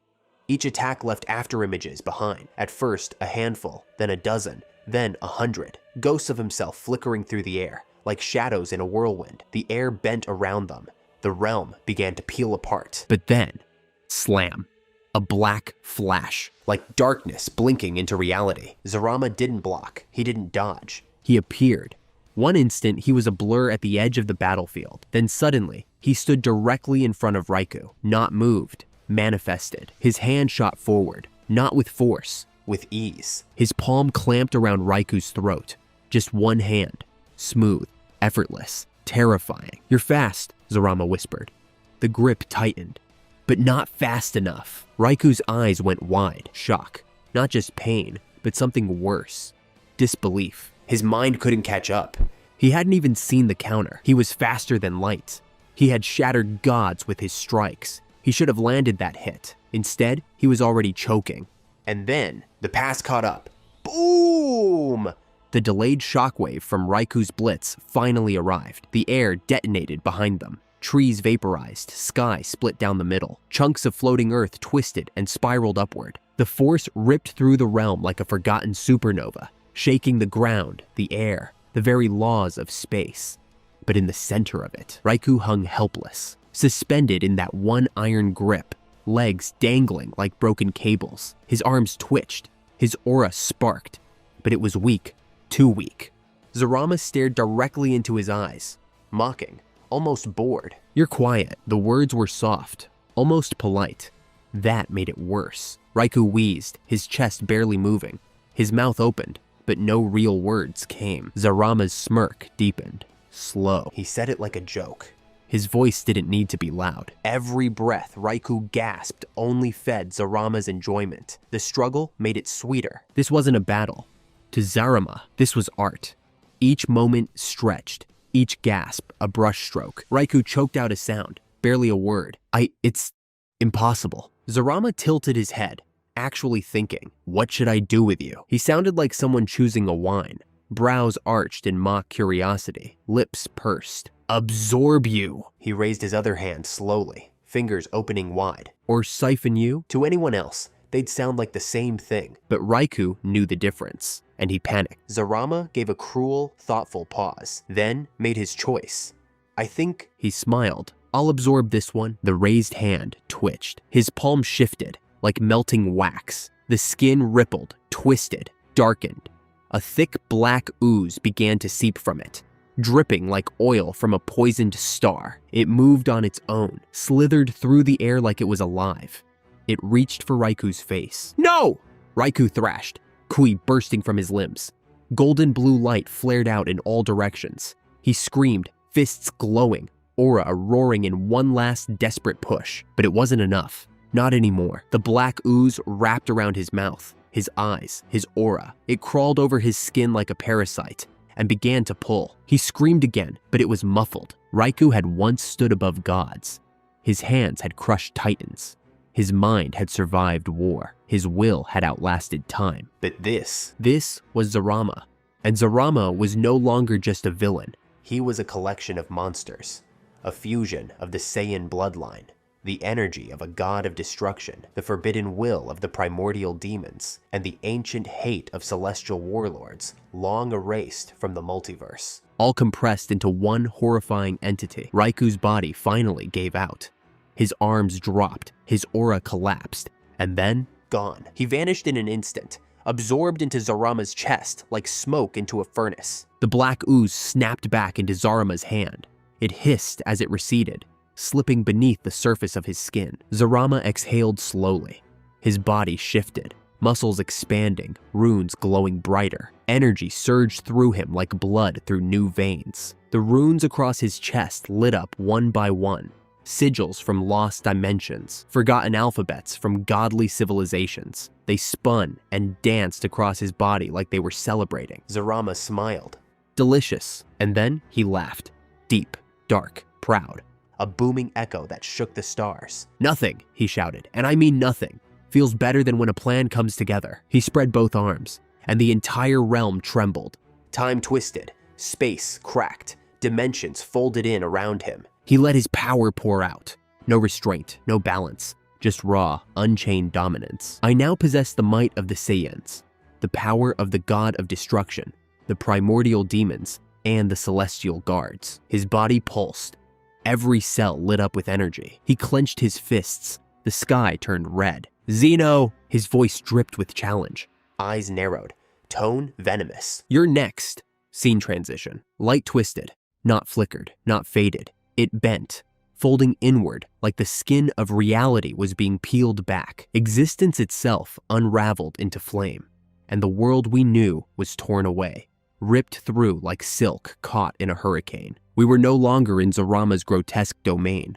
Now, we stood inside the beginning, inside the first dimension, the place untouched by death, untouched by decay, the palace of the true Omni King. It wasn't just a palace.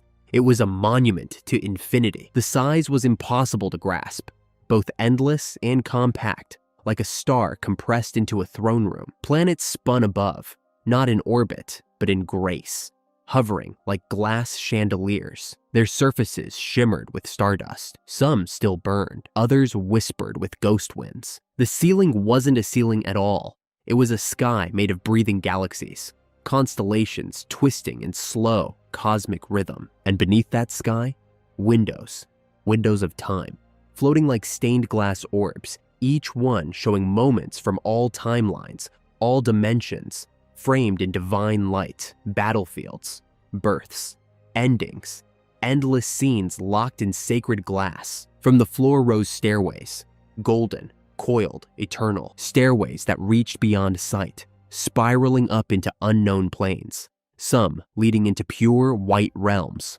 others into radiant darkness. And at the very center, two thrones, one towered, massive and magnificent, built from the bones of collapsed dimensions. Every carved edge shimmered with living symbols, runes that held the very language of the cosmos. The chair glowed, pulsing softly with energy drawn from the core of existence. The other, smaller, simpler, humble in design, but no less powerful. Upon them sat two beings.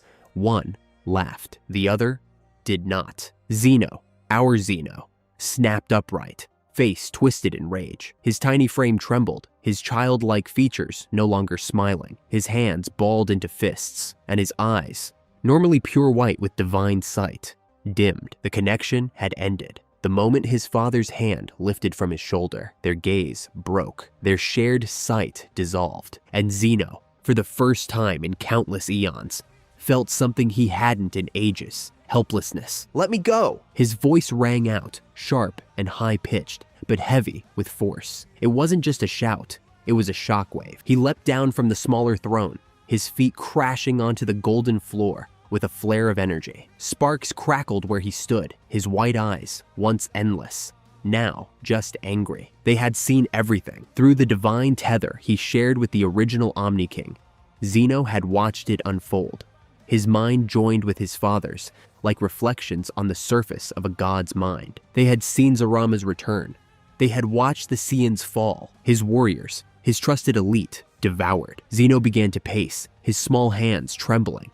With every step, his feet left streaks of golden flame on the floor, like reality was peeling beneath his anger. This wasn't supposed to happen, not like this! He shouted again, voice booming across the chamber like a starquake. For all his size, he was still the ruler of universes, capable of erasing galaxies in an instant. But not here. Not in this place. This palace didn't belong to him. It belonged to the one seated on the larger throne, the first king, the true Omni, the being who ruled before time had a name. Zeno only ruled the third dimension, the multiverse of stories, the playground of gods. To see into the realms above it, to access the forbidden zones between creation and unmaking, he needed his father. Their gaze had been one, their power synced, but now Zeno's light had dimmed. His rage boiled. All my strongest warriors gone. All that's left are the four mortal titans. He stopped walking. His hands curled, his chin dipped. Teeth clenched. But even they can't win. Not now. His voice cracked. Not from sadness. From pure frustration. Zeno didn't hate Zarama. Not truly. He had once loved him. Zarama was his first creation, a being born of joy and wonder, forged from the aqua foam of creation, the divine liquid left behind before time began. He had made Zarama with pride. Zarama was meant to be his legacy. But that's why he had to be sealed, not out of anger, out of hope. Zeno had believed, genuinely believed, that Zarama could be saved, that the aqua foam could be extracted, purified, restored to balance. And for a time, he had, but not anymore. Now, there was no space left for love. Only duty. At least, Zeno muttered, eyes narrowing. He took care of those Saiyans for me. His voice dropped to a whisper. Dead cold. I know his powers. I gave them to him, and now that he's absorbed them, they're dead. He looked up slowly. His voice steadied. Maybe not right away. But they will be, once Zarama is destroyed. He walked again, slower now. Each footstep echoed, even on a floor where sound shouldn't have existed. He neared his throne, but didn't sit. His stare darkened, and then, I'll reclaim Universe 7. He paused. Its Omni's gone.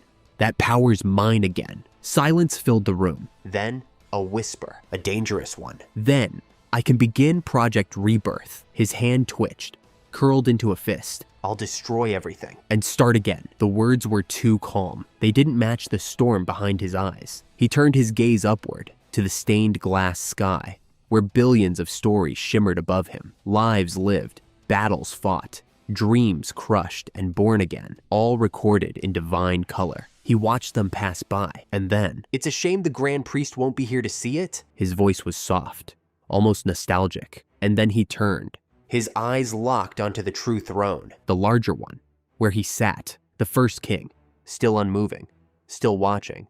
still silent. He said nothing. His eyes, countless and cosmic, never blinked. Zeno stared up at him, then gave a slow, respectful nod. It's true what they say. He turned his back on the throne. Eyes narrowed, hands at his sides. If you want something done right, he paused, A breath. then spoke one more time. You have to do it yourself.